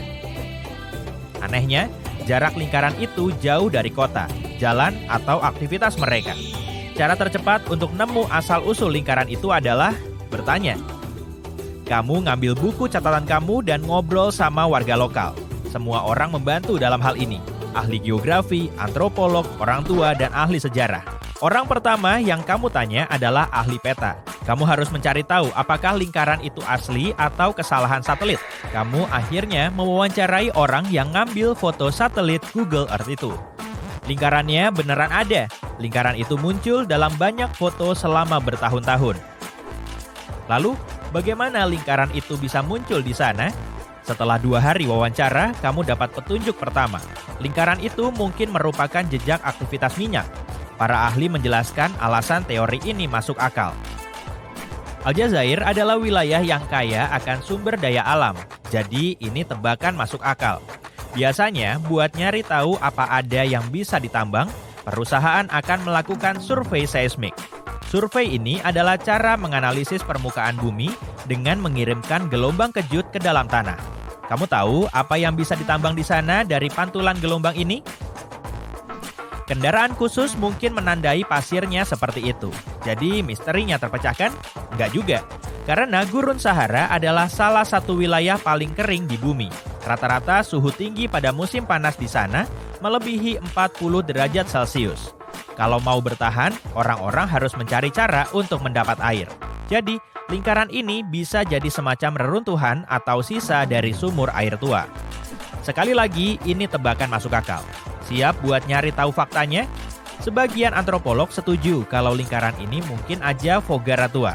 Foggara adalah nama untuk model sistem irigasi berumur 2.500 tahun yang biasanya ditemukan di Afrika Utara. Sistem ini juga disebut Kanat di tempat lain di Afrika Utara. Warga lokal biasanya menggali sumur yang dalam pada titik yang tinggi, cukup dalam untuk mencapai air di bawah tanah. Lalu mereka menggali poros paralel pada jarak yang teratur. Setelah itu, mereka menggali saluran bawah tanah yang menghubungkan kota ke sumur itu. Cuma dengan bantuan gravitasi, air itu mengalir dari sumur ke kota. Teknologi tradisional ini menyediakan air untuk pertanian, ternak, dan manusia. Anggap aja sumur ini jadi oase buatan manusia. Bahkan nama daerah yang paling dekat lingkaran ini adalah pertanda kalau teori ini benar. Nama Fogaret Ezawia didapat dari Fogara, sumur tua ini. Petunjuk ini terbukti akurat. Kamu memutuskan untuk pergi ke sana buat melihatnya langsung. Kamu naik bus, duduk, dan menikmati perjalanan. Pemandangan di Aljazair Utara dipenuhi kota-kota yang terlihat kuno. Kamu bahkan melihat bekas-bekas sumur di sepanjang jalan di pinggiran kota kecil. Saat membuka foto satelit Google, kamu bisa melihat tanda kanat di gurun. Rangkaian lubang sejauh puluhan kilometer. Tapi begitu sampai, ternyata teori itu salah. Dale Lightfoot, salah satu ahli kanat yang terkemuka di dunia, bilang lingkaran itu jelas bukan kanat. Bahkan foto satelitnya menunjukkan perbedaan itu. Padahal nyaris saja. Rupanya, kanat atau Fogara nggak akan mengalir dalam garis lurus. Bentuknya nggak akan kayak lingkaran. Satu lagi petunjuk yang membantah teori itu adalah nggak ada kota di ujungnya. Kanat dibangun untuk memberikan air ke pemukiman. Tapi lingkaran itu jauh banget dari aktivitas manusia. Tapi itu usaha bagus. Kamu hampir menyerah saat kamu memutuskan untuk mencobanya sekali lagi. Persiapannya berhari-hari. Mobil pickup, makanan, peralatan. Semuanya demi mengungkap misteri lingkaran di Sahara itu. Pada hari pertama, kamu berkendara lebih dari 160 km di gurun itu. Kamu selalu penasaran untuk melihat seperti apa bagian dunia ini. Di sana, kamu cuma bisa melihat gumuk berwarna kuning mustar. Tapi, langit malamnya cukup indah. Kamu bisa melihat Bima Sakti dengan matamu langsung. Kamu membuat tenda dan tidur beratap bintang. Besoknya, suasana tegang. Gak ada sinyal. Ya ampun. Tapi untungnya, kamu udah nambahin koordinat lingkaran itu ke Google Map. Dan ternyata, mode offline bisa digunakan di sana. Kamu mengikuti koordinat itu, tapi malah nyasar. Kamu mulai gugup dan mikir semua ini sia-sia. Tapi kamu dan timmu masuk mobil dan berkendara beberapa kilometer lagi dari koordinat di ponselmu. Setelah melewati jalan bergelombang, kamu nggak percaya apa yang kamu lihat. Itu dia, kawah besar yang digali di pasir, dikelilingi 12 lubang kecil. Dari atas, lubang itu mirip jam. Tentu aja tanpa jarumnya. Di bawah, saking nggak kelihatannya, lubang itu hampir aja terlewat. Saat memeriksa wilayah itu, kamu sadar kalau ada kesamaan pada semua lubang itu. Kawat logam. Kawat tipis yang bisa kamu tarik dari permukaan. Kawat itu dikubur, jadi kamu mulai menggalinya. Sebuah benda mulai kelihatan di dalam. Kayaknya dinamit tua. Tentu aja kamu kaget. Sebaiknya berhenti menggali sebelum ada kecelakaan. Di akhir survei, kamu merasa puas, tapi masih penasaran. Kenapa ada dinamit di sini? Siapa yang menaruhnya? Hal berikutnya memberi titik terang buat petualangan kamu. Saat kembali ke mobil, kamu melihat benda bercahaya di pasir. Kamu deketin dengan penasaran. Bentuknya bulat dan berkarat dan mirip kaleng sarden. Kenapa ada di sini? Apa ini ngasih petunjuk untuk misteri lingkaran itu? Kali aja berguna. Kamu ngambil kaleng itu dan menyimpannya di mobil. Di kota, petunjuk-petunjuk itu mulai mengungkap cerita di balik lingkaran Sahara. Kamu membawa foto dan kaleng sarden itu, lalu menunjukkannya kepada para ahli. Mereka menganalisis semuanya dan memberimu kesimpulan menarik. Ternyata tebakan pertamalah yang paling mendekati kebenarannya. Jadi, ada apa dengan tebakan pertama? Kenapa kita harus menggali lebih dalam? Karena cuma setengahnya yang benar. Lingkaran Sahara bukanlah jejak sejarah survei seismik. Teknologi ini belum ada saat lingkaran itu dibuat, tapi mereka yakin lingkaran itu ada hubungannya dengan pencarian minyak. Lubang berisi dinamit itu adalah cara lama untuk mencari minyak. Lingkaran itu peninggalan penyurvei yang nyari sumber daya alam di dalam tanah. Lalu, kaleng sardennya? Kaleng itu dibuang oleh pekerja yang tugasnya bikin ledakan. Mereka juga harus makan, kan? Dari model kalengnya, survei itu terjadi kira-kira tahun 1950-an dan 1960-an. Jadi, lingkaran ini nggak kuno-kuno amat, malah lebih modern. Ya sudahlah, semoga kamu senang mengikuti perjalananku mengungkap misteri ini. Sampai jumpa di petualangan memecahkan misteri berikutnya. Kamu pergi mendaki pegunungan terjal di Mammoth Lakes, California. Medannya keras dan sulit, salju yang bercampur es makin mempersulit jalan. Separuh jalan, kamu mendapati sesuatu yang tidak biasa. Dari kejauhan, kamu melihat barang-barang berserakan di tanah berbatu. Kamu agak mendekat agar bisa melihat lebih jelas dan mendapati sesuatu yang mirip puing-puing pesawat. Ternyata, puing-puing itu milik seorang pilot pemecah rekor bernama Steve Fawcett. Otoritas telah mencarinya selama hampir setahun dan tak seorang pun bisa menemukan dia dan menjelaskan apa yang menjadi penyebab pesawatnya jatuh. Ini sepertinya penerbangan mudah bagi pilot berpengalaman, jadi apa yang mungkin terjadi kepadanya? Bertahun-tahun sebelum kejadian tragis ini, Fawcett berusaha melakukan sesuatu yang lebih berisiko. Dia mencoba menjadi pilot tunggal pertama yang terbang keliling dunia dengan balon udara panas. Kebayang nggak sih ngabisin waktu 2 pekan dalam kontainer kecil cuma untuk memecahkan rekor dunia? Kalau kamu penasaran, ini yang kamu butuhin untuk terbang keliling dunia.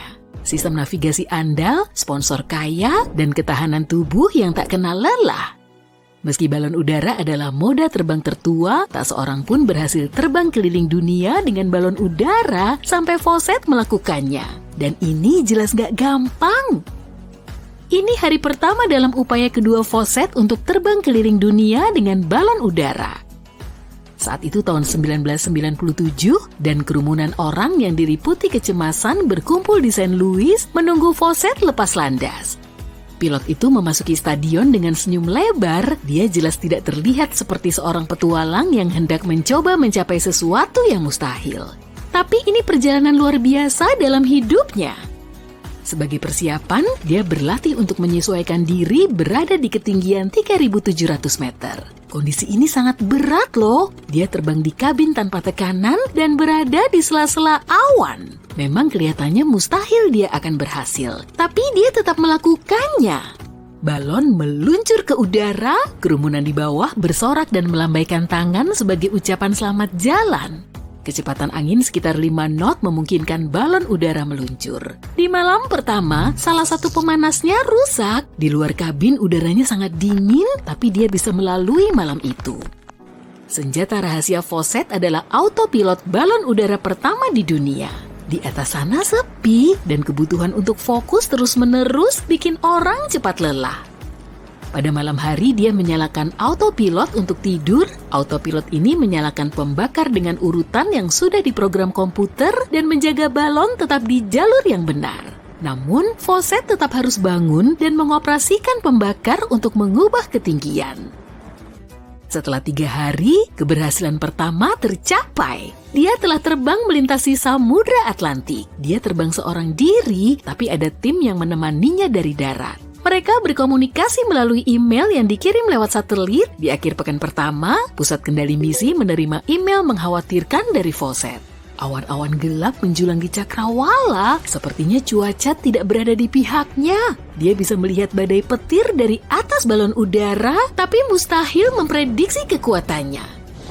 Fawcett bertekad untuk terbang menembus awan meskipun sangat beresiko. Dia terbang 305 meter di atas permukaan tanah dengan visibilitas 0. Meski begitu, dia berhasil lolos. Penerbangannya berlanjut melalui Libya, Iran, dan India. Tampaknya nggak ada yang bisa menghentikannya, tapi dia sudah sangat kelelahan. Fawcett nggak yakin berapa lama lagi dia sanggup meneruskan perjalanannya. Di dalam balon udara, makanannya sudah dibagi menjadi porsi-porsi kecil dan dia memakai ember sebagai toilet. Sayangnya dia kehilangan banyak bahan bakar saat melintas di atas Atlantik. Saat setengah jalan melalui India, balon itu menabrak pohon. Dia sudah terbang sejauh 15.500 km dari St. Louis sampai titik pendaratannya.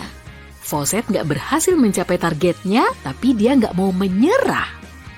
Untuk bisa sukses, Fawcett harus mengubah strateginya. Rencana barunya adalah terbang di atas belahan bumi selatan. Ini kali pertama seseorang mencoba hal itu. Idenya simpel, di bagian bumi selatan, dia akan lebih banyak terbang di atas perairan. Ini akan membantu dia terbang lebih cepat karena cuma butuh izin penerbangan dari 5 negara sepanjang perjalanan.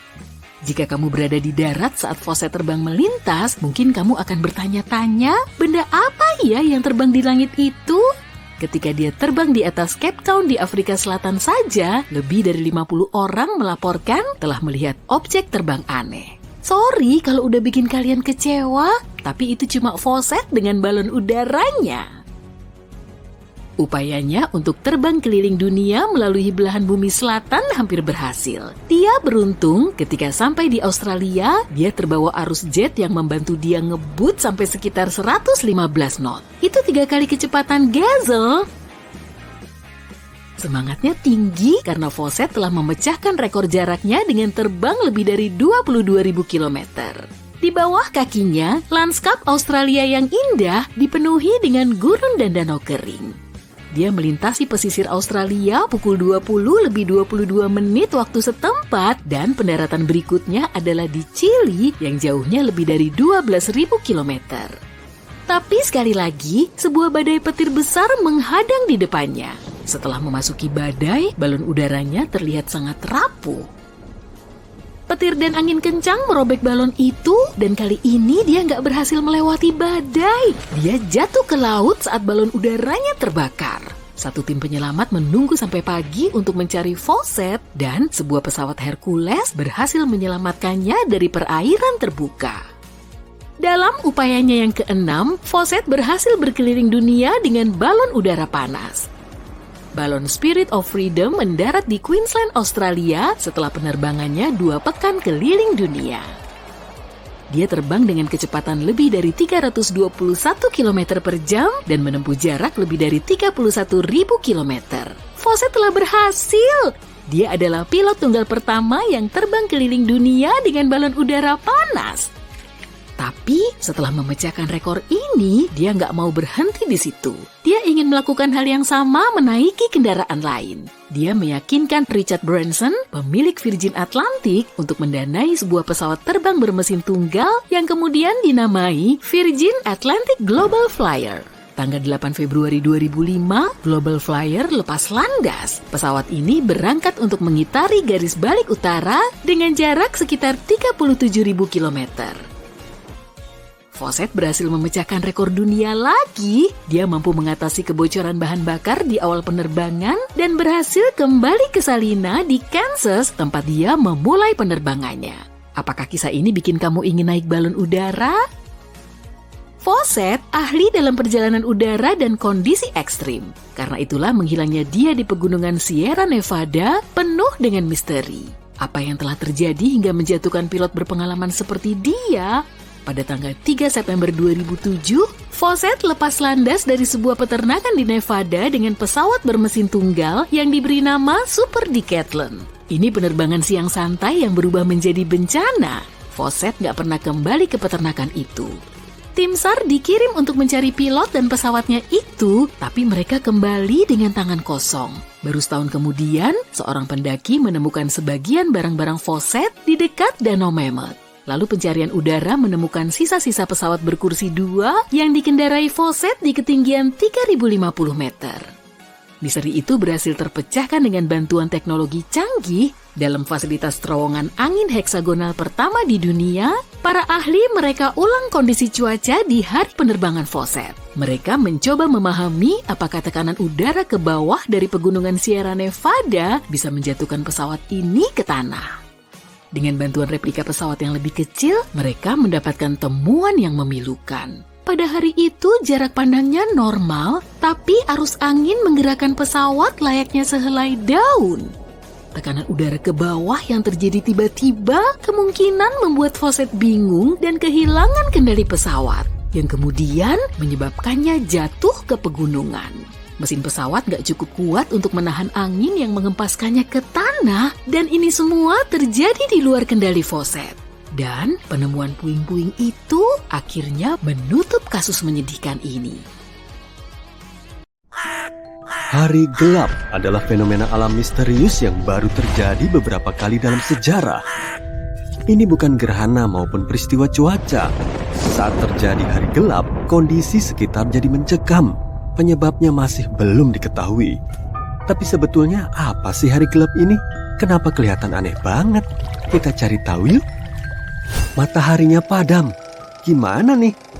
Keterangan ini diungkapkan oleh penduduk Yamal, Siberia, kepada meteorolog pada tanggal 18 September 1938. Pagi itu, mereka nggak berangkat kerja seperti biasa, tapi berkerumun di stasiun cuaca menunggu jawaban. Penyebabnya karena saat itu mereka ngelihat fenomena aneh. Ada gerhana yang kemudian mereka namai sebagai hari gelap. Tapi astronom dan meteorolog belum bisa ngejelasin kejadiannya. Seorang saksi mengatakan pukul 8.30 cahaya terlihat meredup dan warna awan berubah jadi coklat kekuningan dengan sedikit rona merah kecoklatan. Pada pukul 9, cahaya sudah berubah drastis dan suasananya terlihat seperti dunia yang disaksikan dari filter cahaya gelap. Warna coklat pada awan semakin kuat. Pada pukul 10.30, warna langit dan bumi terlihat sama. Semuanya kelihatan hitam homogen, tanpa cahaya. Nyeremin banget kan? Itu masih belum seberapa. Seluruh kota menjadi sunyi tanpa gelombang radio. Para meteorolog juga nggak bisa menghubungi pihak berwenang dan penduduk lokal nggak bisa menerima sinyal radio. Semuanya gelap gulita. Lalu, mereka mulai mengirim sejumlah suar. Suar ini terbang ke angkasa menuju awan hitam padat yang menggantung di atas kota. Kemudian lenyap. Setelah memasuki awan pekat, suar ini langsung hilang. Cuaca saat itu sangat bagus dan suasananya tenang. Fenomena hari gelap ini berlangsung sekitar 1 jam, lalu berakhir secara tiba-tiba. Dan anehnya lagi, awan pekat tadi juga ikut hilang tanpa ninggalin hujan, debu, atau material lain. Setelah kejadian, peneliti bisa mengamati hari hitam ini telah menyebar sejauh 200 sampai 250 km. Mereka juga tahu sabuk gelap itu bergerak dari barat ke timur. Setelah melewati selatan semenanjung Yamal, sabuk ini bergerak sebentar lalu lenyap. Fenomena ini ternyata nggak cuma terjadi di Yamal. Gerhana serupa juga terjadi di berbagai belahan bumi selama bertahun-tahun. Salah satunya di New England pada tanggal 19 Mei 1780. Penduduk lokal bisa menyaksikan peristiwa yang kemudian disebut Hari Gelap New England. Tapi hari gelap ini nggak cuma berlangsung selama sehari. Beberapa hari sebelum kejadian, warna langit berubah jadi kuning. Tanggal 19 Mei, di siang hari, semuanya kelihatan gelap. Seorang saksi bernama Joseph Plum Martin menggambarkan kejadian ini kepada awak media. Keadaan saat itu sangat gelap. Penduduk harus menyalakan lilin di dalam rumah untuk melanjutkan aktivitas seperti biasa. Siang dan malam hari kelihatan sama.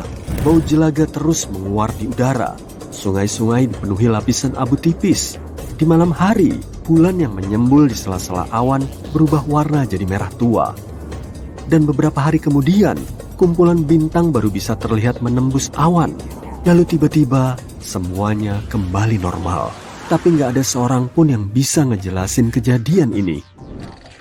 22 tahun kemudian, tepatnya pada tanggal 2 Juni 1802, sekuner El Dorado sedang berlayar melintasi Samudra Pasifik. Tiba-tiba, semuanya menjadi gelap gulita. Padahal saat itu, nggak ada badai maupun ombak besar. Tapi seluruh penjuru langit kelihatan gelap. Dan awan gelap itu baru bisa lenyap setengah jam kemudian. Kejadian serupa terulang kembali 74 tahun kemudian. Gelombang hitam telah terjadi di Wisconsin, Amerika Serikat pada tanggal 19 Maret 1886. Gelombang ini berlangsung sangat singkat pada jam 3 sore dan durasinya sekitar 5-10 menit. Seluruh kota seketika gelap gulita. Kuda yang ketakutan mulai meringkik dan banyak orang berlarian ke tempat aman. Setelah semuanya tenang, surat kabar lokal melaporkan gelombang ini bergerak dari barat ke timur. Saat itu nggak ada gerhana matahari, angin maupun badai. Nggak ada gejala yang menyebabkan kegelapan ini. Peristiwa lain terjadi pada tanggal 2 Desember 1904 di Memphis, Amerika Serikat. Tapi ini masih rumor karena nggak ada bukti ilmiahnya. Cuaca kota Bluff di pagi itu masih dingin. Para penduduknya beraktivitas pagi seperti biasa. Tapi sekitar jam 9, mataharinya tiba-tiba menghilang. Dan semenit kemudian, semuanya jadi gelap gulita. Para penduduk langsung menghentikan aktivitas mereka dan murid sekolah mulai ketakutan. Sama seperti fenomena sebelumnya, cuaca saat itu sangat tenang. Kejadian ini berlangsung sekitar setengah jam, lalu tiba-tiba semuanya kembali normal. Beberapa saat setelah gerhana misterius ini, badai dahsyat menerjang seluruh kota. Sebenarnya ada apa? Semua kasus ini pasti bisa dijelasin secara ilmiah kan? Sebetulnya sih para saintis belum punya jawaban pasti. Semua kejadian ini sangat mirip, tapi nggak ada penjelasan tunggal yang bisa dipakai. Teori pertama menyatakan mungkin itu cuma gerhana sebagian atau total, tapi nggak mungkin juga saat itu nggak ada gerhana. Kalaupun teori ini benar, sebelum ada gerhana, langit pasti meredup secara perlahan. Gerhana cuma berlangsung selama beberapa menit, nggak sampai berjam-jam atau berhari-hari. Kejadian ini juga cuma terjadi dalam lingkup lokal, nggak seperti gerhana yang bisa dilihat di berbagai tempat dalam satu waktu sekaligus. Mungkin ini termasuk fenomena astronomi lain. Sejumlah saintis memperkirakan selama hari gelap di Yamal, debu kosmik berjatuhan ke bumi. Tapi kemudian mereka tahu saat itu nggak ada objek astronomi yang mendekati planet kita. Terus apa dong? Mungkin ada kebakaran hutan.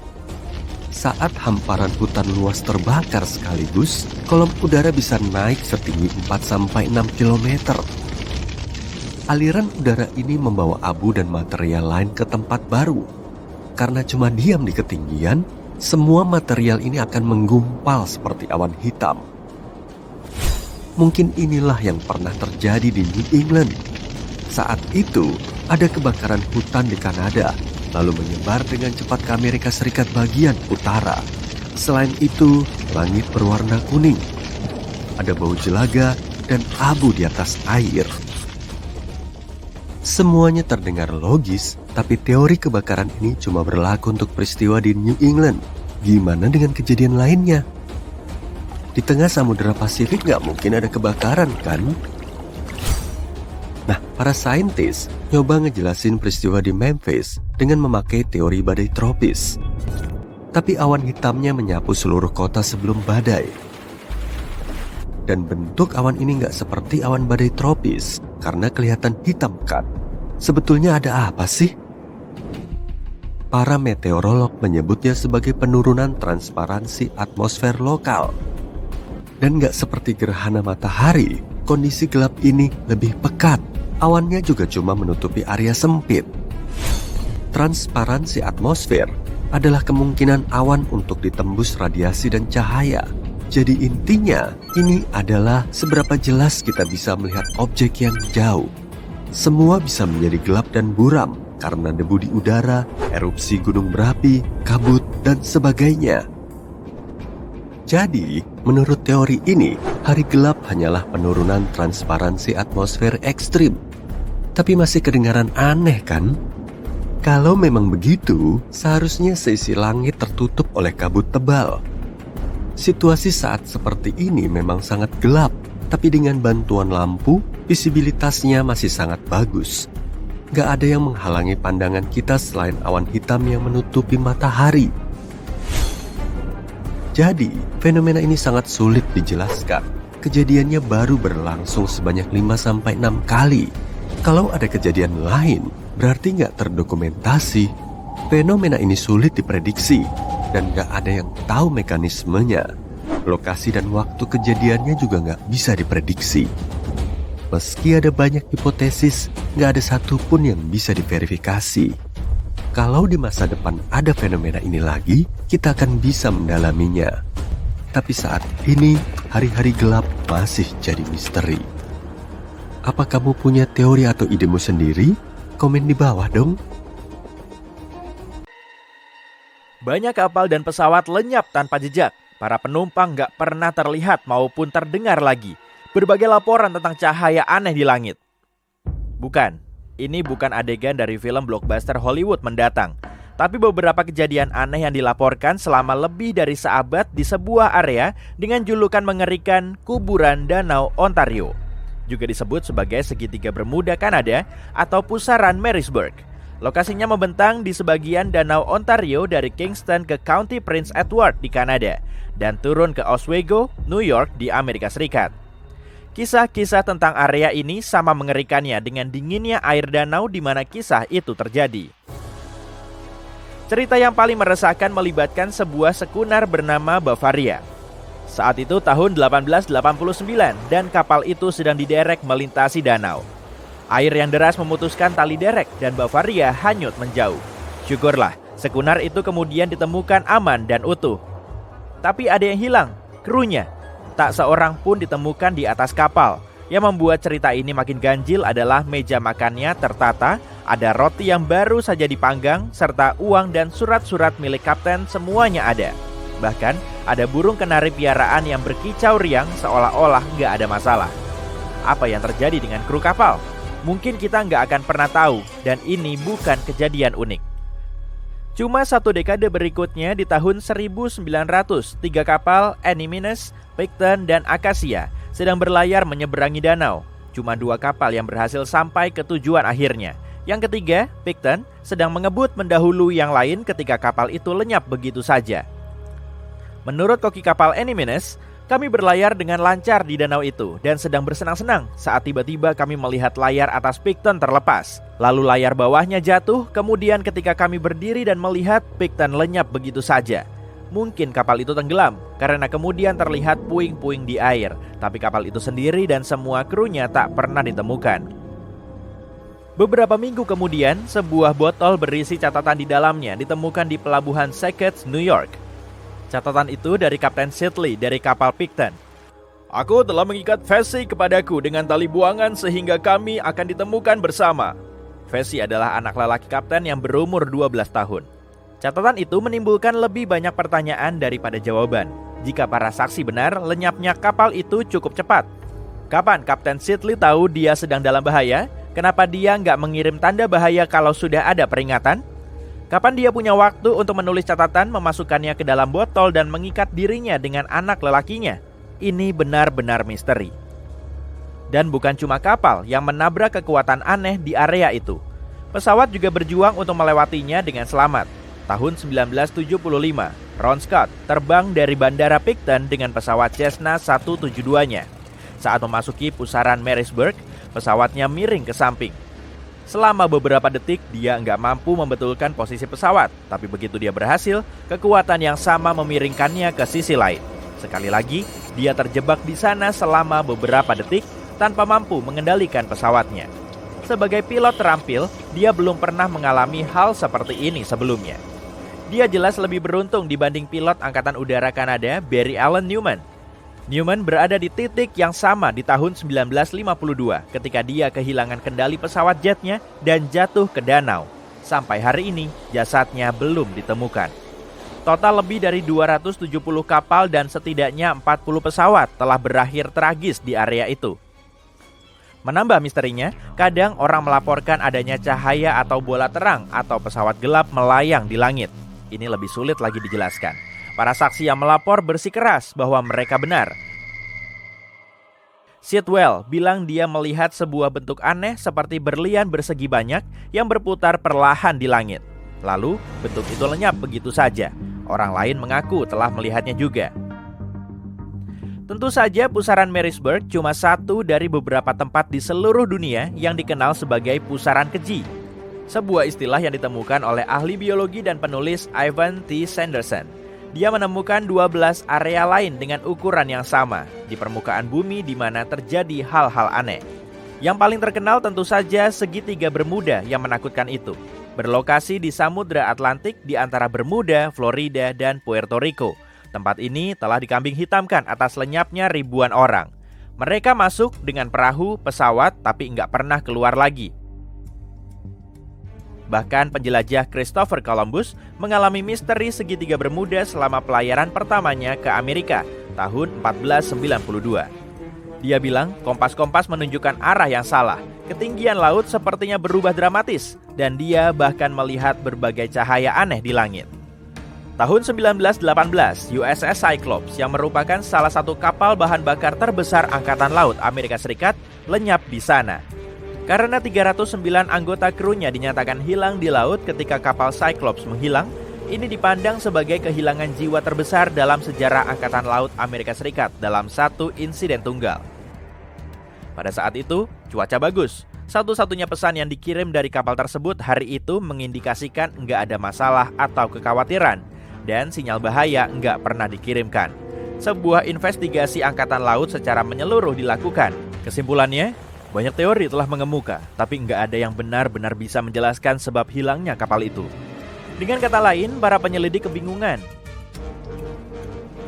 Ada juga segitiga naga yang berlokasi di Samudra Pasifik. Cerita yang paling mengganggu melibatkan sekelompok kapal Jepang yang lenyap tahun 1950-an. Ketika para peneliti dikirim untuk menyelidiki apa yang telah terjadi, mereka juga menghilang. Dalam masing-masing kasus, mustahil mengetahui apa yang telah terjadi, dan adalah hal mudah untuk terjebak dengan cerita monster laut raksasa yang mengintai di bawah gelombang laut. Siapa yang nggak suka cerita seram? Dan Sanderson mau menerima kemungkinan bahwa kisah semacam itu benar. Dia percaya pusaran keji yang dia pelajari bisa dijelaskan, mulai dari kerutan dalam rangkaian ruang waktu sampai kelainan magnetik hingga orang-orang bawah air. Tentu saja, Sanderson bukan cuma penggemar berat tempat-tempat aneh. Dia juga menulis tentang makhluk-makhluk aneh seperti Bigfoot dan monster Loch Ness. Kemampuannya sebagai ilmuwan netral dipertanyakan. Tahun 1948, dia mengklaim bahwa jejak kaki hewan berjari 3 yang ditemukan di pantai Clearwater di Florida adalah bukti adanya penguin setinggi 4,5 meter, dengan argumen bahwa itu tidak mungkin dipalsukan. Tahun 1988, Tony Sinjorini mengungkapkan bahwa dia dan temannya lah di balik berita bohong penguin raksasa ini, yaitu dengan memasang kaki besi cor pada sepatu kets yang tinggi.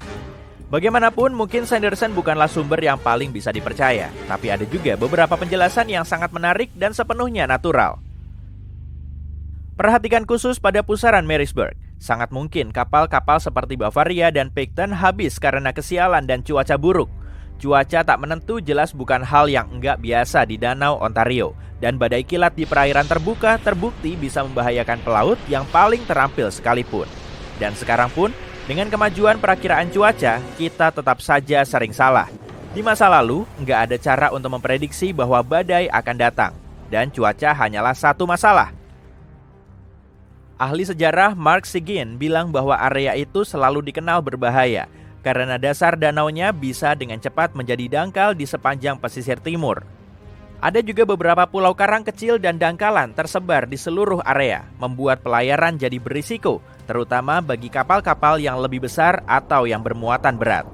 Sampai pertengahan abad ke-20, perakiraan cuaca modern dan pembuatan kapal yang lebih maju telah mengurangi sebagian besar bahaya pelayaran di Great Lake, sehingga kerugian pun berkurang. Kecelakaan kapal besar terakhir di Danau Great Lake adalah kecelakaan SS Edmund Fitzgerald yang tenggelam di lepas pantai Danau Superior di tahun 1975 dengan 29 anggota kru yang tenggelam bersamanya. Sepertinya pusaran nggak cocok buat kemajuan manusia. Adapun cahaya atau bentuk-bentuk di langit, dalam kebanyakan kasus, ini adalah hasil dari fenomena menarik yang disebut inversi panas atau suhu. Jika ini terjadi, selapis udara panas terjebak di bawah udara dingin. Ini bisa menghasilkan fatamorgana atau pemantulan. Jadi, cahaya di atas tanah yang jauhnya berkilo-kilometer bisa dipantulkan di langit, memberikan kesan adanya objek yang terbang. Beberapa bagian misteri lainnya mungkin akan terpecahkan dengan berjalannya waktu. Air bersih Danau Ontario dan suhunya yang dingin membantu mengawetkan kapal-kapal dan pesawat yang tenggelam di sana. Karena para penyelam dan peneliti terus menjelajah area itu, mungkin akhirnya kita akan tahu nasib kapal Bavaria, Picton, Kapten Sidley, dan putranya.